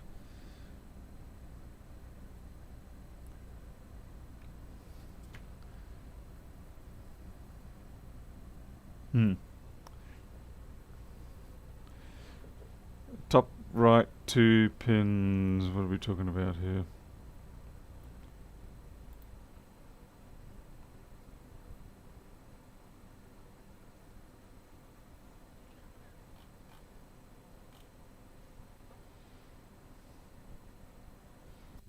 Is there going to be these two? What? No.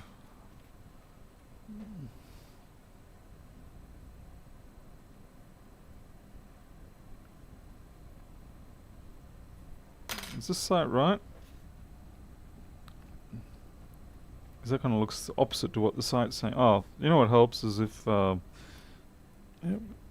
pushed in all the way, it might help a little bit better. Probably still won't make a damn bit of difference, but nope.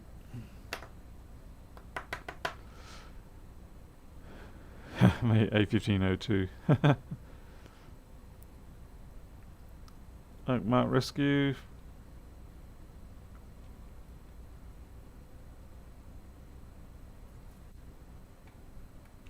Okay, PS on and power on. I'm just looking at the connector you've supplied here now. So fourth down.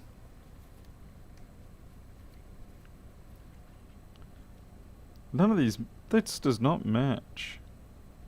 Because the latch is on the actual opposite side of what's been shown on the screen here.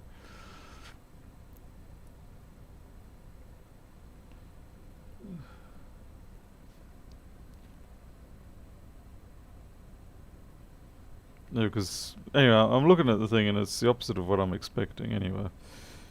Fourth and down. Is it green? Yeah, green is the one I want. So if I short green to ground, it should, in theory, induce the main board, the power supply. What? Yeah, I know I need RAM, but it should still spin. It should just still make the power supply start. Why do I have to unplug it? Okay, it's disconnected. It will turn on without RAM. It just beeps.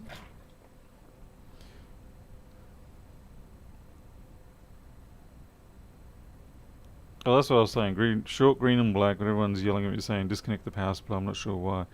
Anyway, but if I look at, like if I look at this power supply 33 ATX power supply pinout thing, their latching indication is actually backwards to what this one is.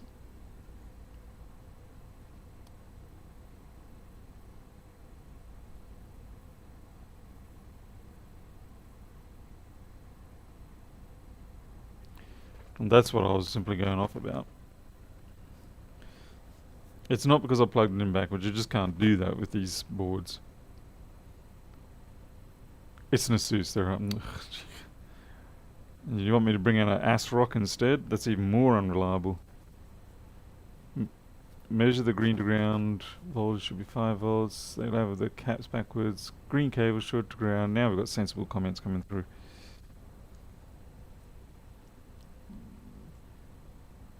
Unplug the PSU and connect green to black. Oh, right, that's what you're saying there, yep.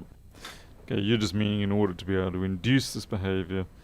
Now the question is, do these modern ones require loading on the pins? Because I know the old ones, they wouldn't fire up unless you loaded the pin with something like a 5 or 10 watt load. Okay.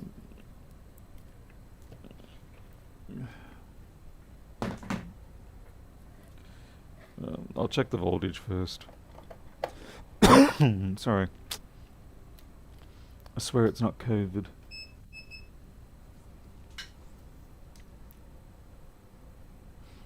I know it's obvious, but I assume there's no power switch on the... No, they're not this one. Some of them do, but not this one. Yeah, we're going to go in backwards because that's fun. Okay, we've got 3 volts on that green line, so that's probably about right. Have you been using a paperclip? Seriously? It should not require a load. Okay, well, there goes. Ready for the flashbang, or I guess we all want it in view. Flashbang time. Remember, this is an old one, so yeah, we're not getting a... Oh, there we go.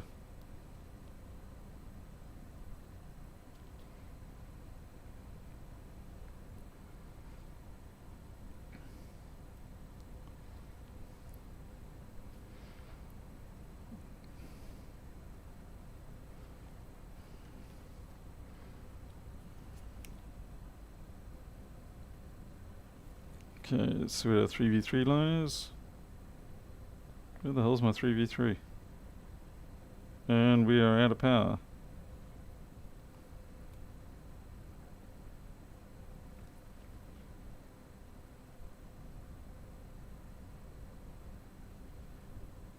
It's weird. Yellow is 12 volt. We'll try that. Naturally, it's on the other side.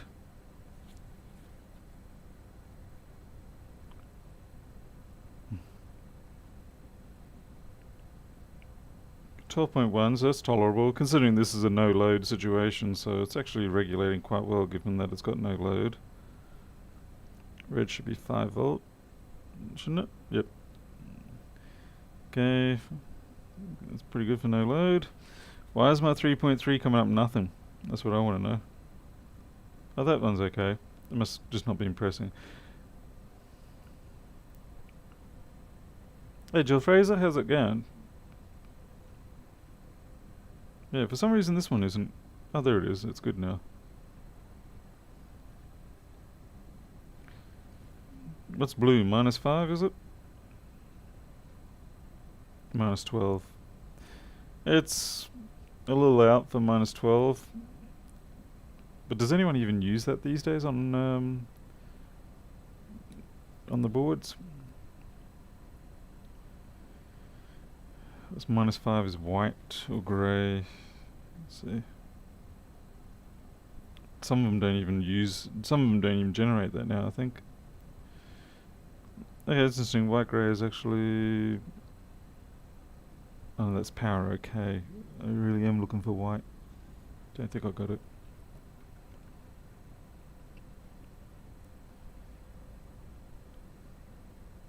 Yeah. Alright. That's cool. Well, it runs, but I mean, it ran before, that's the thing.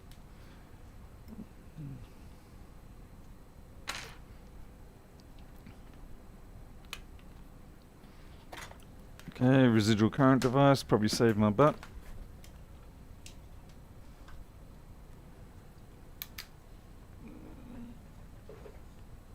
Yeah, I was just looking at the connector and see they have actually dropped it from these ones. I've got it on the 20 pin connectors, but not these ones. And I see there's actually a void in the connector too. Alright.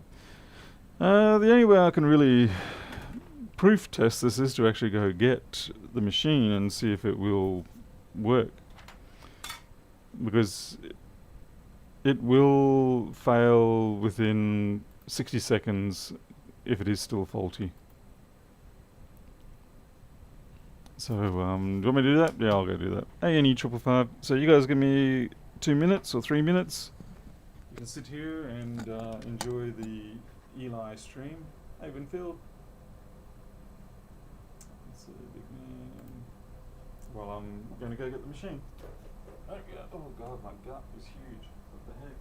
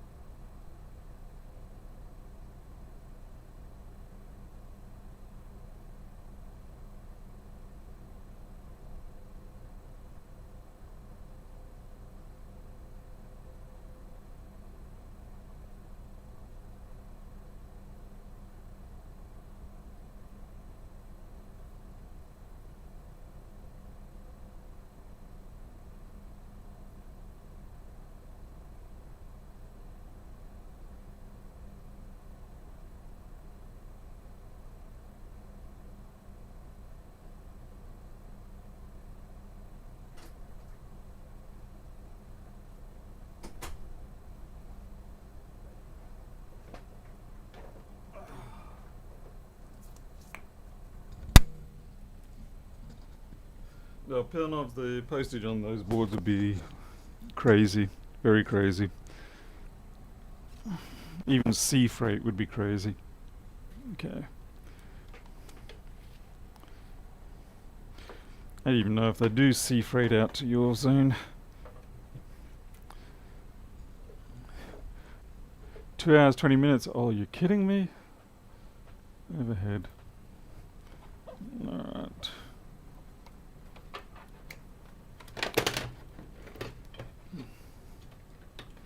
This machine looked a heck of a lot worse when I got it the other day. It's a typical sort of thing where it was absolutely caked with dust. You know the story. And the hard drive was failing. All the usual sort of things you expect from a 12-year-old machine.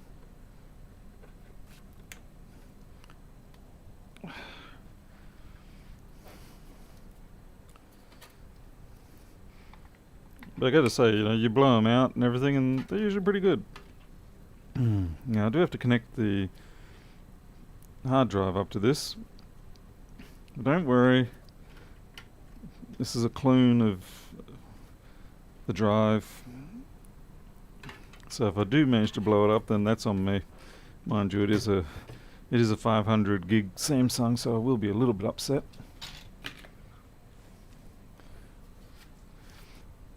Penov, I'll find out for you, okay?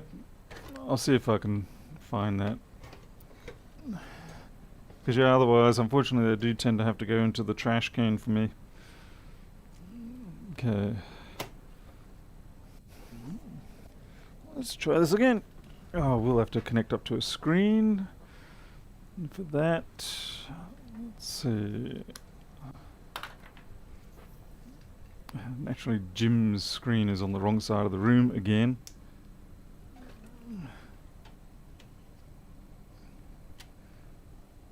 Oh no, this bloody well DisplayPort. What the hell am I going to do with DisplayPort? Ah.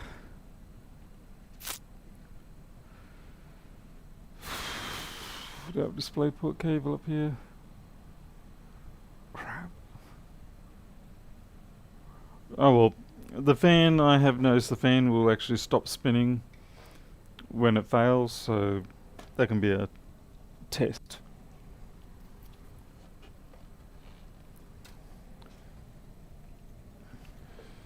Okay, where's my glasses just in case?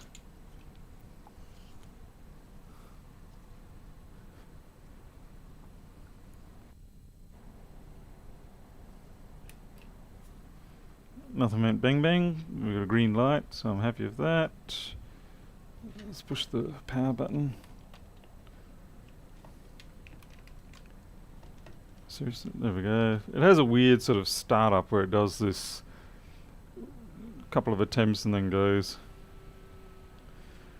So the only thing we can really do at this point is wait to see if that fan shuts down. If it goes without shutting down for about 3 or 4 minutes, then that's probably a good sign. Crash helmet now. I should have a full mask and a welder's automatic what do you call it, flash restrictor. Tell you what, I'm going to be really annoyed if this now works and it was just one of those 2 capacitors that we replaced, because the replacement power supply is, yeah, it's $140 odd for me. This thing's still going. I can't believe it. It's actually going to probably keep working. Oh, that makes me rage. Yeah, it's DisplayPort in the back there.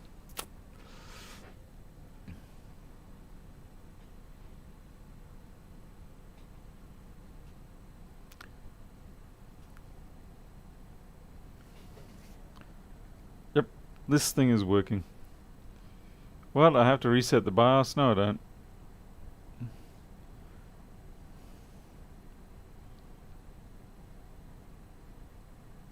Damn. And it's, I can see it's ticking away on the hard drive. It's doing its stuff. Bugger. Oh, have you reset the BIOS? Sorry about that, Mark. I misread that. I don't need to on this one. But by the looks of it, what I need to do is go get a freaking DisplayPort cable. or something that I can plug in. Because I've either got DVI or DisplayPort. Oh wait, I've got a 17-inch screen in here. Forgot about this beast. Good old $10 special. Wholesome 17-inch Dell solid piece of equipment that will never ever ever die. These things just do not die. Okay, maybe they do, but okay, and I've got DVI on that, so that's good.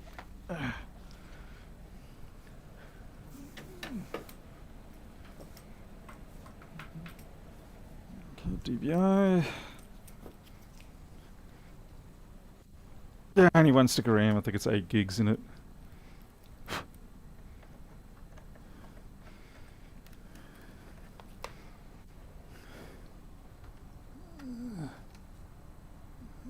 There you go. What else do I need? Need a power cable.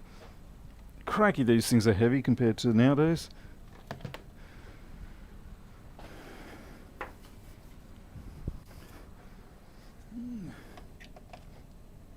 Oh yeah, we're getting excited now.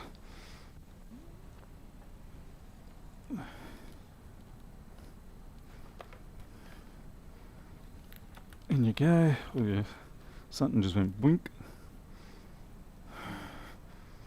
Let's see. Windows. We've fixed the frickin' power supply. I can't believe it. You know, I looked at those two caps and I thought, maybe I should replace them. I thought, nah, you've done enough already, Paul. Rest your weary soul. And if I had, that extra 5 minutes would have saved me spending money. Oh, God. Good on your life. Let's see. Life is hilariously cruel. Yeah, people like their icons like that sometimes. They are a good screen, these ones. Very dependable. Heavy, but dependable. I used to use it a lot more, except what I kept finding was that most people would be bringing in machines that would be expecting 16:9, typical sort of 1920 1080 stuff. And so when I'd plug in this, which is 1280 by 1024, it would mess things up. So I basically ended up having to put it to the side just as a desperate last minute tester, which of course it has been tonight. So there we go, we've actually fixed that. That's pretty impressive. And yeah, it's not rebooting on me at all, which is makes me very happy but also very sad at the same time. And now I just realised I don't have any mouse or keyboard for that, so let's plug in my trusty Logitech one. And let's see, I should be able to get a mouse. Yes, we have a mouse. Let's see, you should be able to see me. Yep, there you go. That's what I love about these Logitech wireless mouse and keyboard, is it just, you plug it in and it works straight up. Let's try to get some load on it.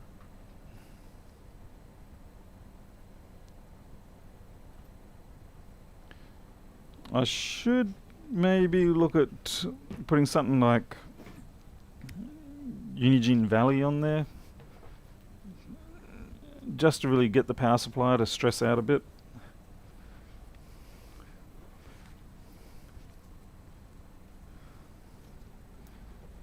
Let's see. Okay. Keyboard.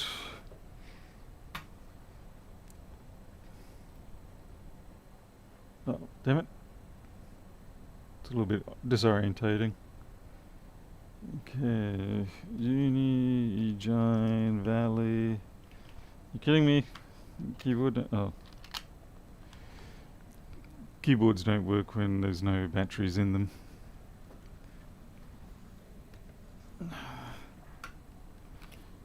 That happened because I stole the batteries, because the other night I was repairing this little digital scale that's probably a good 15 years old now.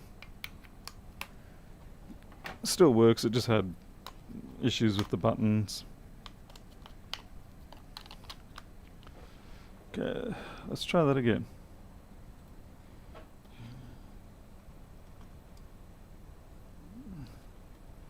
Fortunately, Google understands what I wrote.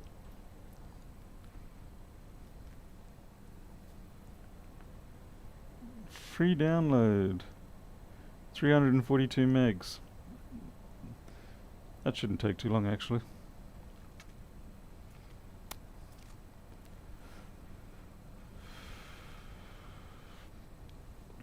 Well, Sonia, the download will... Oh man, it's taking forever. It's not my fault on this one. I'll see if my other local source has it.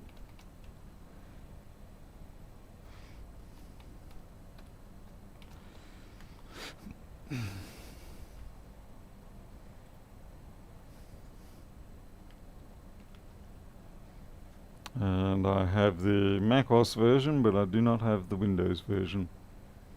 Oh, well, we're up to 60 megs already.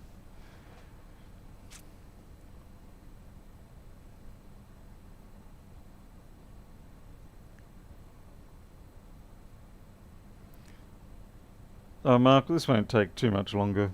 I hope.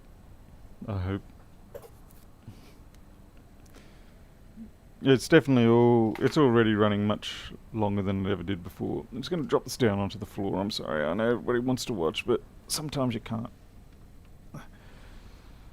Because I need to drop this down. Not crimp that cable.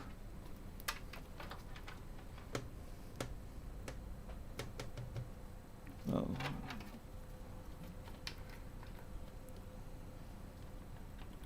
Don't let the metallic tab of the SATA drive touch the internals. That's always fun.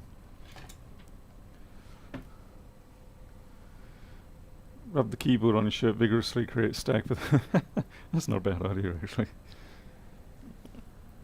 Let's see if I can prop this up here. You can all get the top side view. Guess we don't need that. Just want to make sure I don't do something horrendous. Yeah, that'll work. Now we can both participate. It actually looks like you guys are getting the better view there.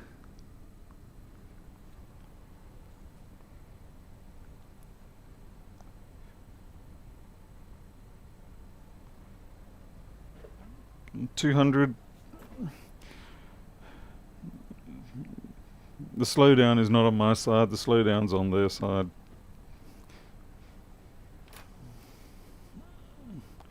You can remove it, yeah, you can.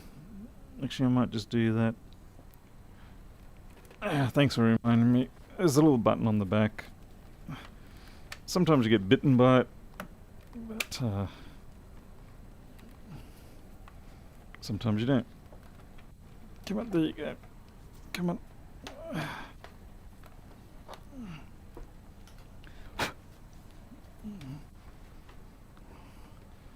Now that's fair for everybody. The fan's still spinning, yep.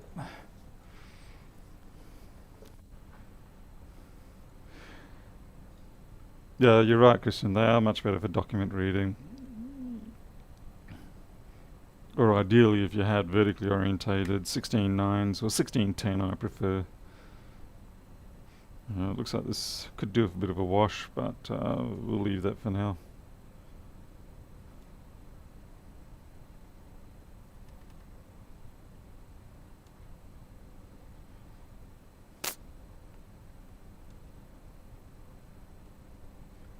%, brightness. Yeah, we don't need that. We don't gain much for it.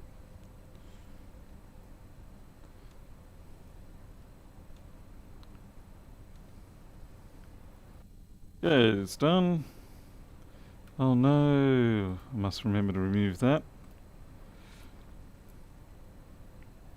I spend more time these days removing Norton and Trend and most antivirus programs than I do removing viruses. Yes. Except, yeah, whatever.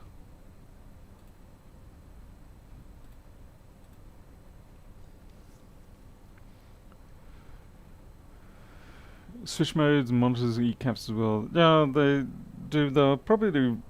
I don't think I've ever had to recap one of these.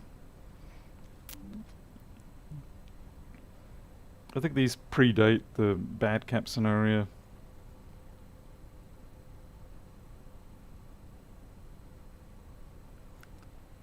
There could be software update happening in background. It wouldn't surprise me one little iota. It could also be their emails downloading.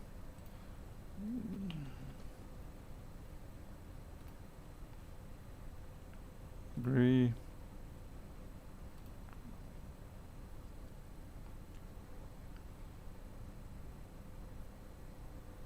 If this runs, then I'd consider it a safe bet that we fixed it.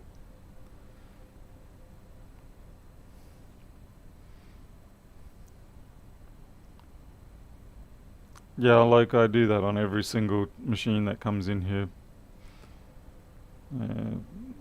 Spend a lot of time doing IT services.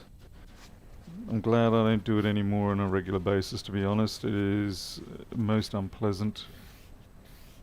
Okay, we are getting 4 frames per second. But it is running, that's what matters. Okay, I'm gonna have to stand up just so I can settings. Drop the resolution down to something that might actually have a chance with.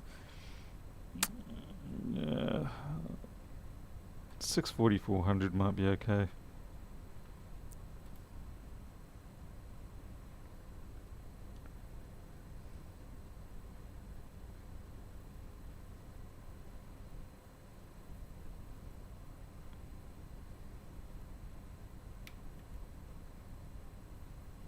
It's not doing too bad.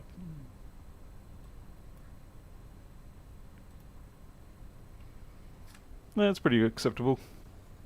This poor screen does need a clean though, big time. So get some Metho. Valley may crash as its low-level graphics card. I haven't to date had any issues with it running on Intel GPU, iGPU setups, but yeah, I mean, I guess it's possible, but yeah, let's turn this dust into mud.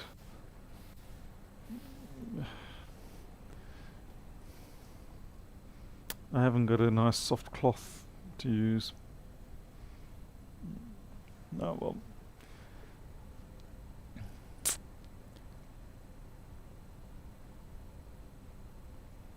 Yeah, well, this is, it's 8 frames per second. I can't complain. And like I said, it's running. It would not get this far, but barely get you into Windows. It would maybe let you click on 1 or 2 things before it dropped out. The fact that we're actually now running, this graphics test and it's not dying on me, pretty much means that I would consider this power supply as being fixed. So quit. Okay. It was certainly not working to this level before. Oh, jeez.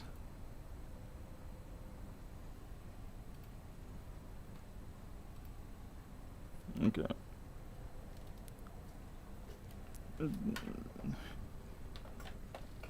So yeah, I definitely consider this a fixed machine now.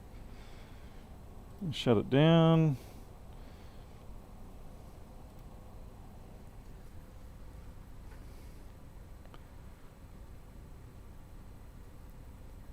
Well, like, the thing is, what I can do is I can give it back to the customer now, because they're local, and I do have the replacement coming in, and that will arrive tomorrow afternoon.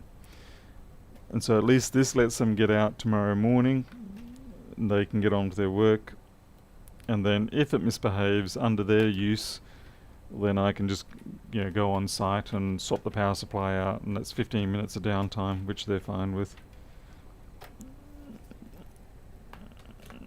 So it's basically the best outcome.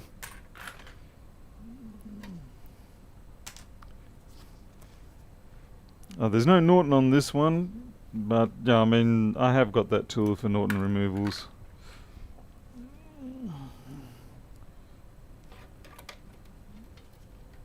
Okay, so let's see, SSD is in and fine. Let's get some light here for me. It's a little bright for you guys, but it's good for me. Since I'm the one doing the work, it's just the way it's going to be. Still mad I didn't change those last two caps. Damn. That's frustrating.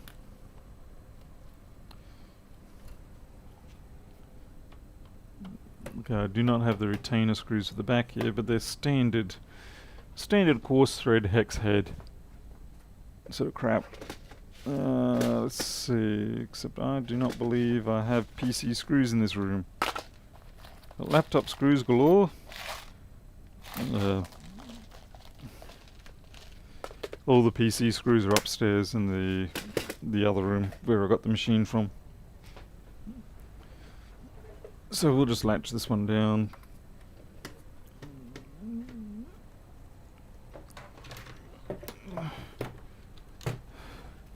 I hate machines that have the front panel permanently attached, like you remove it from the front, but they have the wires hanging out and stuff like that. It's like, that's not good design, guys.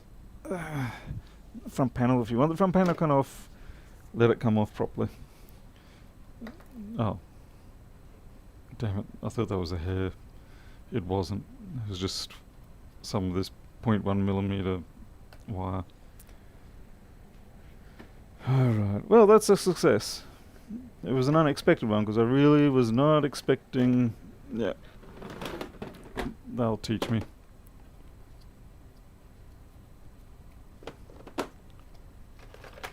Winfield, let's see, yeah, I'm on 140, I'm in Charters Towers, which is 130 kilometres inland from Townsville. Townsville does have some places where they actually have legitimate fibre to the premises in the suburb of Annandale. So, yeah, we have good capacity out here. I generally have fairly good data rates out here because there's not a lot of people in this town that use the internet like this.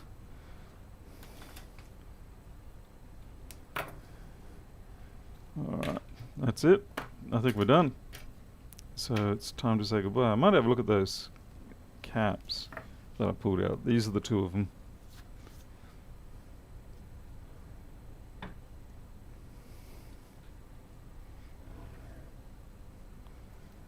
Oh, that's very high.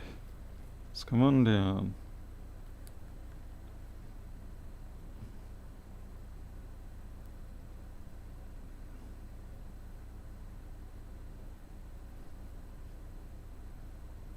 I mean, visually, I really wouldn't pick it at all. Let's use my crappy multimeter for this sort of stuff and see what happens. Probably nothing. Where do I usually buy my low SEO stuff? From Element 14 for me. Hey, that's better.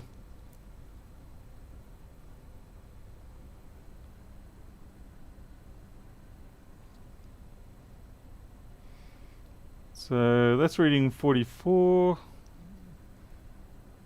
And so it's 47. So for an electrolyte, that's perfectly good. Because that doesn't measure ESR, that doesn't, it measures nothing. Really, other than just capacity. Okay, so 22 on 50 here. Okay, it looks like it was the 22, that was the problem. I think it just showed up 10 there. No, it's made a liar of me. It's doing 22 as well.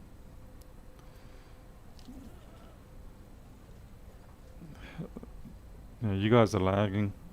Because I fixed that up like a minute ago.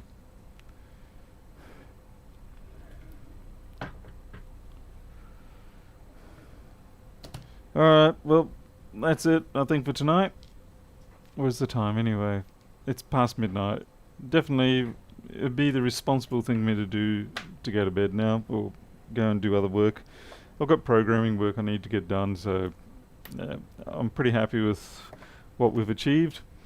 I wasn't expecting that power supply to get fixed, but like I said, I do have one coming tomorrow. But at least with this, I can get it to the customer in the morning, so they'll be happy about that. Alright, get that peak ESR meter. More equipment, yeah. I'll have a look at it. You want to see more programming on stream? I'll get to that eventually. Alright, that's it. I'm out of here. Thank you very much for watching, and appreciate the fact that, you know, everybody helps out, even if some of you send me down dark and mysterious paths. Pernov, I'll try to get back to you about the shipping costs, and we'll see what we can do. In the meantime, you'll take care. I'll see you tomorrow, perhaps. Catch you later. I've got to get the right mouse first. There. Where's fun having two mice on the desk?